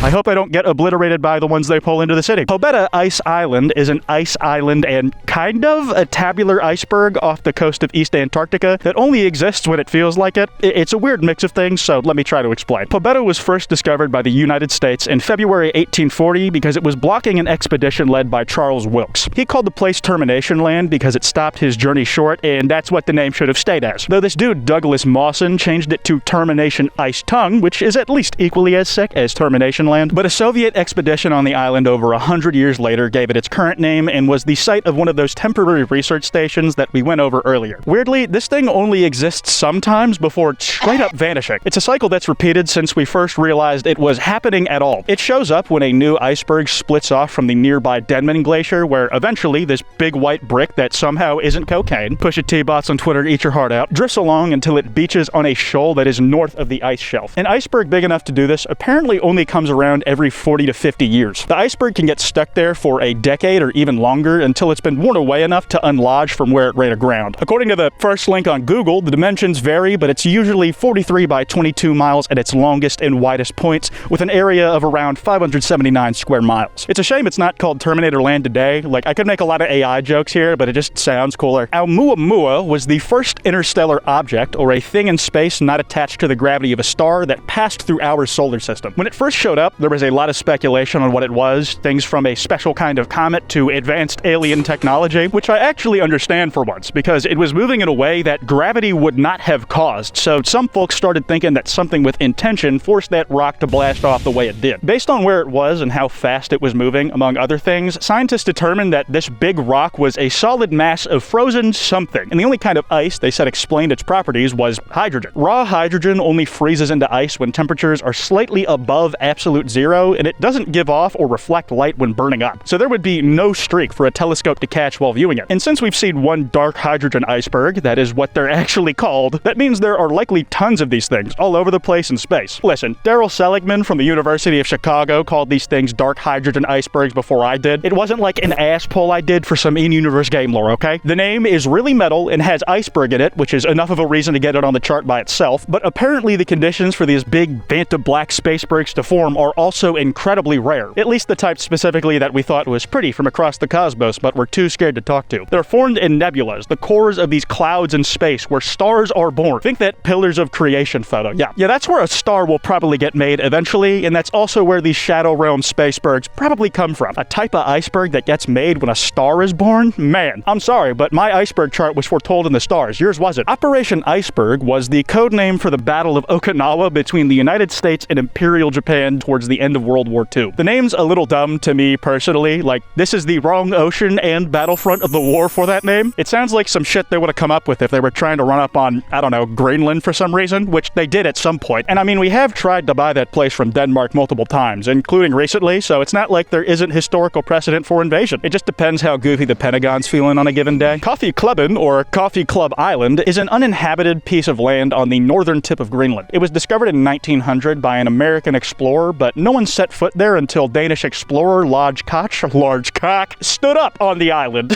It's a little under 450 miles from the North Pole and is the farthest northern point of land outside of the North Pole that is undisputed, stealing the title in 1969 from Cape Morris to Soup. The reason it's the undisputed most northern point is because there's a big argument about what even counts as a piece of land in this case. The wiki page for that title barely explains it because there's no clear consensus. They just have a chart of what might be the most northern points in the world. A lot of these issues come from not knowing if the places cited as farthest north are permanent plots of land or will disintegrate any day now. Like, banks that are currently visible can be destroyed, ice sheets might move, oceans and storms can shift these things around. The point is, places that are thought to be the newest, most northern point have a lot of argument if those actually count as land, whereas Coffee Club Island is at least confirmed to be a permanent landmass in the farthest north of any of the places that are confirmed to be so it's undisputed. The USCGC Eastwind was an icebreaker ship built for the US Coast Guard. It was built in time to be drafted into the military and saw service around the Second World War, where she got active in Iceberg Alley. Remember what I said we ran up on Greenland in World War II? Well, this was when. The Eastwind ferried some 200 US ships to victory, taking over the last German weather station in Greenland. After the war, the ship was used in Antarctic exploration in the 50s as part of Operation Deep Freeze, which again is the name for American operations in the South Pole. As part of this research, the Eastwind set sail from Boston in October 1960, which I definitely understand. I'd try to get as far away from there as possible too. But then she sailed through the Panama Canal, across the Pacific, visited New Zealand and the McMurdo Sound, sailed across the Indian Ocean, passed through the Suez Canal, crossed the Mediterranean Sea, and then finally sailed across the Atlantic Ocean after all of that, making it home in 1961. No idea why you try that hard to go back to Boston. This made her the first cutter ship, meaning government vessel in this case, to circumnavigate the globe. Two mountains in Antarctica were named after the captains who helmed the journey, Mount Nab and Mount Schmidtman, where Schmidtman is one of the easiest things to make fun of for SAO bridge watchers. The Eastwind did some more work for Operation Deep Freeze after that until she was decommissioned in 1968. Nuclear fallout in glaciers is pretty straightforward. Some very special and lucky waters out there got irradiated before freezing into ice. Radiation was found not just in the poles, but in at least 17 different glaciers that were being tested for it in 2011, where they all had higher levels of radiation than they should have. The radioactive waste mostly came from early days nuclear weapons testing, when setting off bombs and dumping radioactive waste into open water like dry spaghetti was a national pastime. Nuclear weapons testing can slingshot radioactive material up to 50 miles in the air, and the less heavy, lighter materials will over time settle back down on Earth's surface from rain, and some of that water will freeze over while contaminated. Part of the radiation was attributed to Chernobyl and the Fukushima disasters, but most was from weapons testing. For instance, in 1963, there was a very noticeable spike in nuclear activity, which lines up with a period of time where nuke testing was ramping up again. To quote a scientist, they are some of the highest radiation levels you see in the environment outside nuclear exclusion zones. Very comforting. The main concern for us is that with glaciers speed running their melt records, the radioactivity in them might leak back into our water supplies and our oceans. It could poison ocean life, meaning our source of food, or at the very least, the source of food for our food. Down the line, it will probably work its way back into human consumption somewhere. That's if we don't just get exposed to it directly, because there will just now be more nuclear waste than water from now on. But there's good news. It'll probably mostly happen in the global south, and bad stuff is okay as long as it happens below the equator. The flies can smell the sarcasm, that's why they're running around me. Diseases in glaciers are exactly that. Viruses, pathogens, and other slimy words that were frozen in ice millennia ago and remain there today. The main fear is, again, that with more and more ice melting, some of these diseases that are thousands of years old that we have no direct immunity for and have shown the ability to survive for ages while in ice could potentially come back and be the catalyst for the next pandemic, or at the very least, infect people people they wouldn't have otherwise. There's precedent for this too. In just 2016, there was an anthrax outbreak in Siberia due to permafrost melting and exposing an infected deer corpse to the open air. The last outbreak of the disease in that area was all the way back in 1941. But to be fair, at least a little bit of the whole reviving ancient diseases thing is our fault. Scientists found what they called an untouched giant virus that was 30,000 years old when discovered under the ice. It was one of the largest viruses ever found, and researchers say that it is surprisingly complex. HIV, for instance, only has 12 genes, where this thing had 500 genes. Other, even bigger, giant viruses have been found with up to 2,500 genes. And of course, one of the first things scientists did was bring the virus back to life, something that is well known for going smoothly every time. Okay, I'm fear-mongering here. These guys aren't idiots, and they did do it in a controlled setting. In fact, they were very specific that they tested in a closed environment on an amoeba as bait and immediately verified that it couldn't infect animal or human cells, so it's not supposed to be dangerous to us. But I'm sure I had you going for at least a second there. We'll see if I can have you going any further as this research progresses and becomes scarier. Icebergs in Lake Michigan refers to pictures of striped multicolored icebergs said to be taken at Lake Michigan. This picture is real and very cool, but it was actually taken near Antarctica. That on its own would make this a very short entry, but I kept it in because it is relevant to icebergs, but also as an excuse. While researching, I found multiple ice/cold stuff related stories that were coincidentally all from Michigan, so you get to hear about a few of these as bonuses. The Great Michigan Pizza Funeral is one of the funniest names for something ever thought of. In 1973, pizza manufacturer Mario Fabrini was told by the FDA he had to murder metric shit tons of his frozen pizza because they detected botulism causing bacteria in a batch of canned mushrooms that he had used on his pies. Botulism is the stuff used in Botox, but unrefined and unregulated, it's like one of the most potent neurotoxins known to man, and it can paralyze your whole body. On March 5th, 1973, Mario held a funeral where he very dramatically buried 29,188 frozen cheese and mushroom pizzas. The hole was 18 feet deep, so it was like having a funeral for 3 of your loved ones who died at the same time. There was a live audience at the service, and the fucking governor of Michigan spoke at the event. Like, whose side is the government on? Well, states' rights, I suppose. All that just for the FDA to find out those shrooms didn't even have botulism-causing bacteria in them. So Fabrini sued his suppliers, getting $211,000 out of it in 1979 money. If he wasn't set from then on, it's kind of his own fault at that point, unless he had outside circumstances affect him, in which case I'm empathetic to his hardships. The 2008 housing crisis was hard on us all. I lost millions in the stock market at the age of 8. The Little Traverse Bay crucifix is very specifically the only known underwater freshwater crucifix, and it's at the bottom of Traverse Bay in Michigan. Not for long, bitch. Watch me do one too. It's also a tourist attraction. I know why it is, but the circumstances for that reason to even exist and make sense is the confusing part to me. If you're wondering why it's there at all, the story is about as scuffed and somehow at the same time tragic as you'd expect. In 1956, Gerald Schnepinski, a 15-year-old boy, was accidentally killed by a shotgun on his family's farm. This crucifix was commissioned and crafted in Italy in memory of Gerald, but they didn't write fragile this side up on the shipping container, and it broke when it was in transit across the Atlantic, so the family turned it down for that damage. It was sold at an insurance sale after that and picked up by a diving club who thought, let's put this at the bottom of a lake. That seems like a good idea. And yeah, it was. They were right.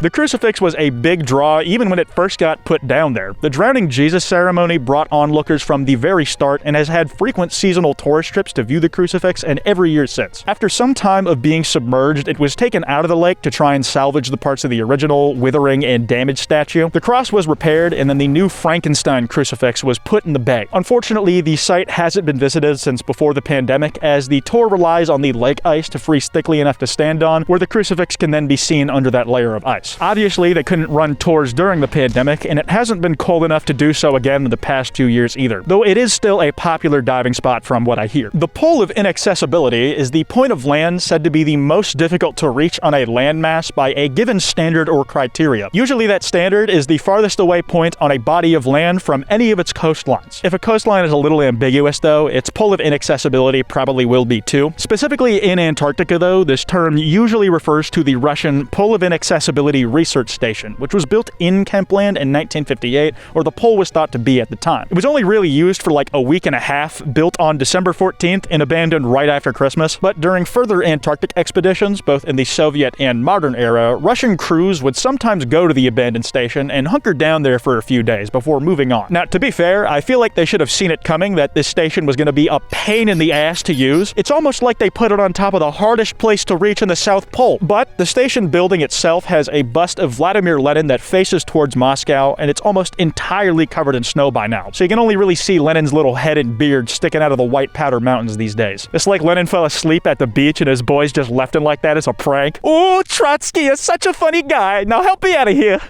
Trotsky, you there? Stalin?" The skeleton in the iceberg is a viral photo from 2007 of what looks like a big-ass animal corpse jutting out the side of an iceberg. It was found in Iceberg Alley and stumped scientists both in Canada, where it was found, as well as abroad. Plenty of smarter folk than me were saying they'd never seen anything like this before and that they'd love to get their hands on a sample, but the berg in the picture was unfortunately never identified. The family who took the photo also didn't say much about it after forwarding it to a fishery to try and identify the bones. Some say that they're not answering questions because it was faked and were embarrassed to get caught, but it's more likely that they just didn't want the extra notoriety. They weren't even the ones who put out that picture publicly first, and I definitely understand not wanting to bring more attention to pictures you didn't post. This photo could, of course, still be faked, but some of the scientists interested in the find said that it would have to be a really good Photoshop job, like this quote. "The way that it's laying there with what looks like to be part of it underwater looks authentic." So remember when I mentioned how back in 1915, Ernest Shackleton lost his ship, the Endurance, at sea when it got crunched up by sea ice and sank? Well, in 2022, over 100 years later, they actually found the site of the wreck and got 4K HD footage of what it looks like today. And at least to me, it's looking pretty good for 107 years of retirement. Not a wrinkle in sight on that boat's oaky skin. The fact it's a wooden shipwreck and still this clean is nuts. Even when my wood's at full mast, it's still wrinkly. Boo.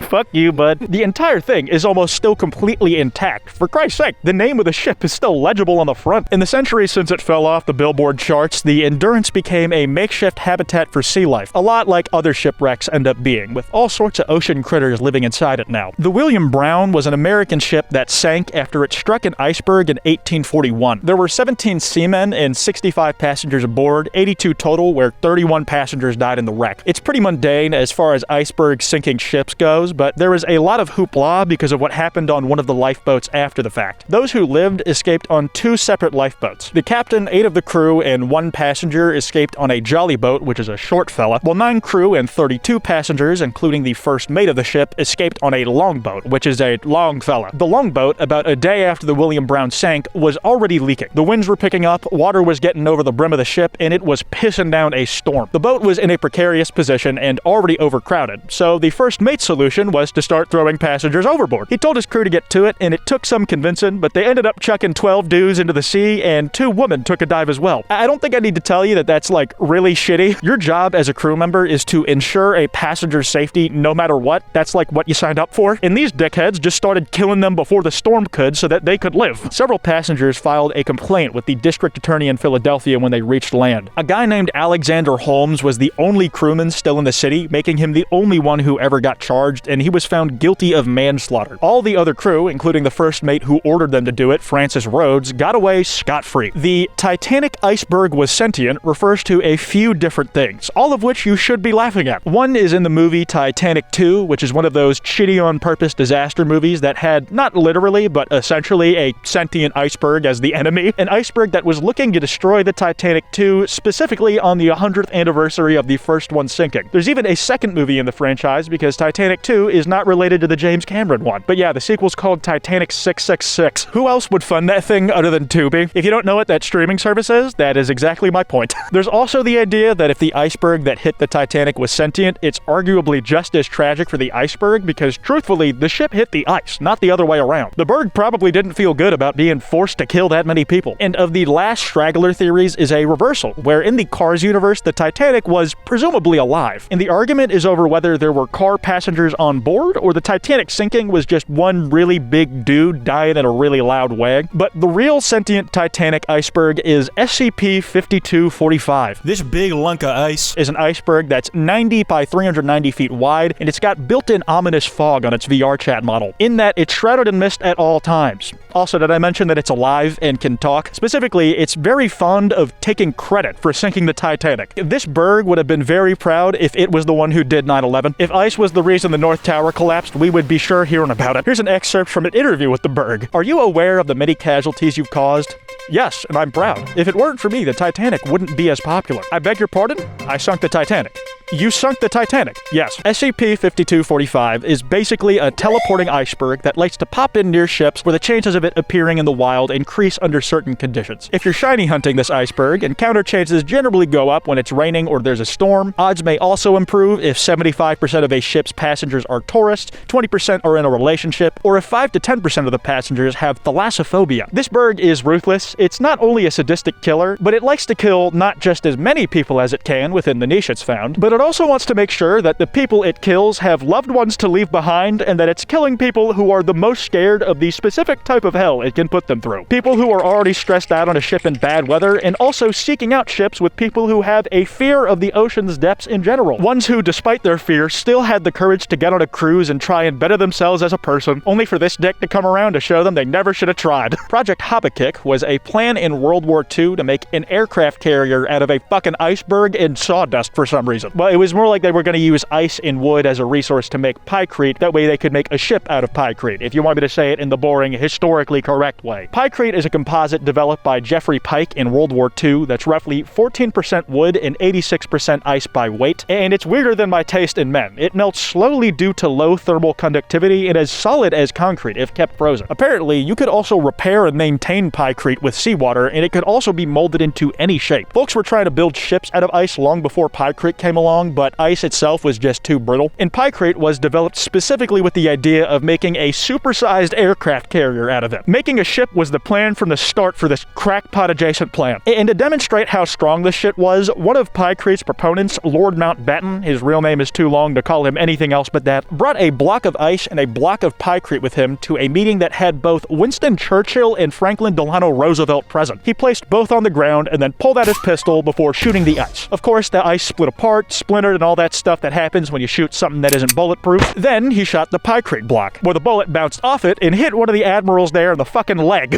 It was just his pants, I guess, not the meat, but the point stands. Churchill was really jazzed about the whole pykrete thing and wanted a 2,000-foot long, 40-foot thick pykrete carrier that was theoretically self-repairing, which sounds insane even today. A prototype pykrete ship did eventually get made. It was designed to be 60 feet long and 30 feet wide, weighing close to 1,000 tons. And the test was mainly to see if it even stayed afloat, and it actually did. Shit never got any farther than that prototype though, as the war had no need for it past a certain point, but the potential for the pykrete ship idea applied at scale might have actually worked. The Mythbusters also made a scuffed ship following the original plans, but theirs was thinner and there was no cooling measures implemented to stop the pykrete from melting. Still, their version sailed at decent speeds for a while after they made it. The Mythbusters said that the original idea for the aircraft carrier might be plausible, but is still very stupid, especially considering there's more already reliable ways to build them these days. Melting icebergs will cause an ice age refers to how the Earth naturally goes through ice age cycles over thousands of years, which affects how much solar energy makes it to us on Earth. According to researchers, when Earth's orbit around the sun is in just the right pocket, Antarctic icebergs will melt more and more as they get further away from Antarctica. This moves a lot of fresh water away from the Antarctic Ocean and into the Atlantic, making the Antarctic's water saltier and the North Atlantic's water fresher. Over time, this pulls carbon dioxide out of the atmosphere and reduces the greenhouse effect, which then kickstarts another ice age. And this whole process happens over a long time. It's been observed as the basis for every ice age in the last 1.6 million years, and the concern is that nowadays the Antarctic Ocean is too warm for icebergs from the South Pole to get far enough north, meaning it can't trigger those needed changes in salt levels that you usually only get from cod lobbies. When you get cancer and die, you pathetic fucking bastard. And this might hamper the ice age from starting when it was originally supposed to. The ice age devs just need more time, man. I'd rather wait and get a finished ice age when it's ready instead of rushed out the door and filled with super viruses and bad netcode. Man Proposes, God Disposes is an oil painting from 1864 by artist Edward Landseer that depicts polar bears tearing shit up at the wreck site of a ship. Other than looking just sick as hell, it was directly inspired by John Franklin's Lost Expedition from earlier in this chart. There's more history and details behind this painting's creation, but the modern day urban myth is more fun. Today, the painting sits in the University of London, and since the 1920s all the way till the 60s, it was a genuine legend that sitting in front of the painting during an exam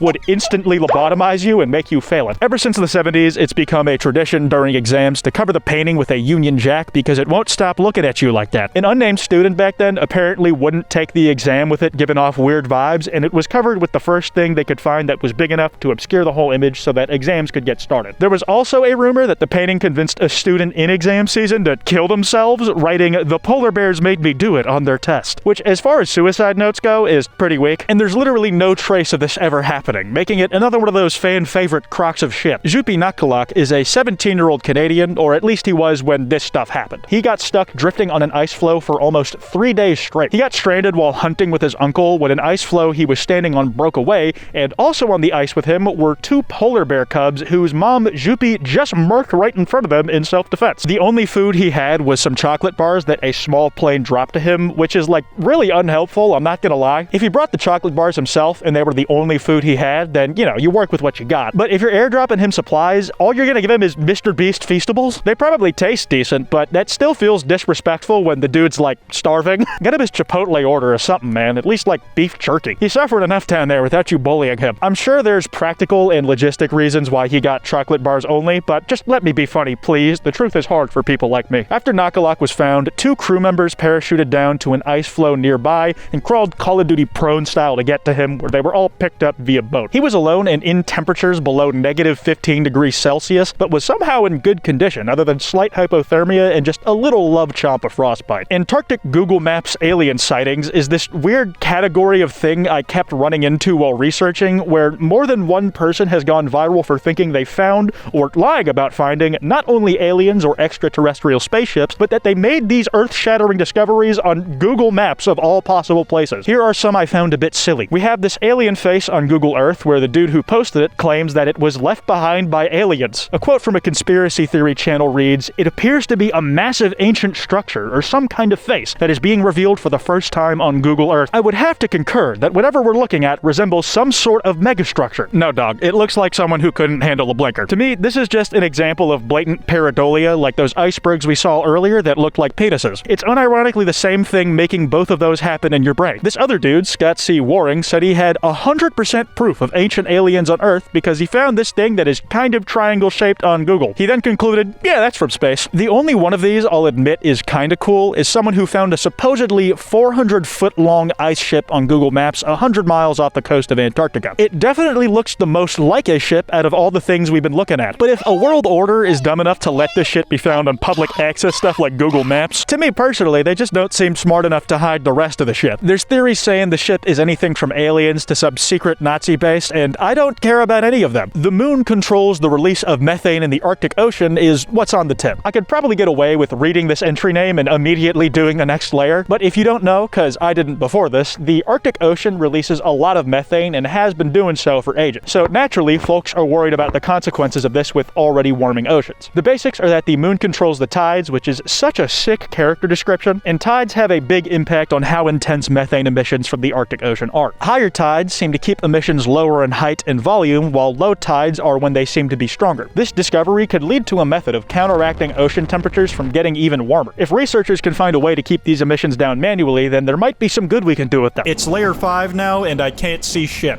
We are in the great unknown. Project Iceworm was batshit insane, and a secret US Army plan during the Cold War to build a big array of nuclear missile launch sites under Greenland's ice sheet, very much without telling them. The intended scale of this thing, if finished, was nuts. The full facility was supposed to cover some 52,000 square miles and be 28 feet underground. These fuckers were gonna try and dig 2,500 miles of tunnel out of the ice so they could shoot out 600 nuclear missiles capable of reaching the USSR if there was ever a nuclear war. Camp Century was the base that was constructed in Greenland as a public front for Iceworm in order to lie about why the US military was setting up shop. From what I know, this Camp Century front was the only part of the plan that US discussed with Denmark and Greenland, who were kind of like their talent management agency at the time. I hope the wrong person didn't hear me say that, but the US basically told the Danes it was meant as a proof of concept for making inexpensive military outposts at ice caps, which might have also been true, but was not the main reason. They even had an alibi for why they definitely needed to have a nuclear reactor with them at their ice cap base. It was definitely just to test practical issues that a semi-mobile nuclear reactor might have, as you do. Surprisingly, the nuclear reactor wasn't actually a lie. It was the first of its kind, and learning how it worked in practice was probably not a bad idea. Project Iceworm was discontinued not because of Cold War tensions lowering or the goodness of America's heart, but because the glacier they were digging in was unstable and collapsing on top of them. In 1962, folks on the base must have thought they'd gotten taller before they realized the ceiling of the reactor room was just shorter. Turns out glaciers stay on the treadmill and keep moving even when you're inside them, and this one was moving faster than they anticipated. They had to lift the reactor room's roof back up by 5 feet, and that probably had someone going,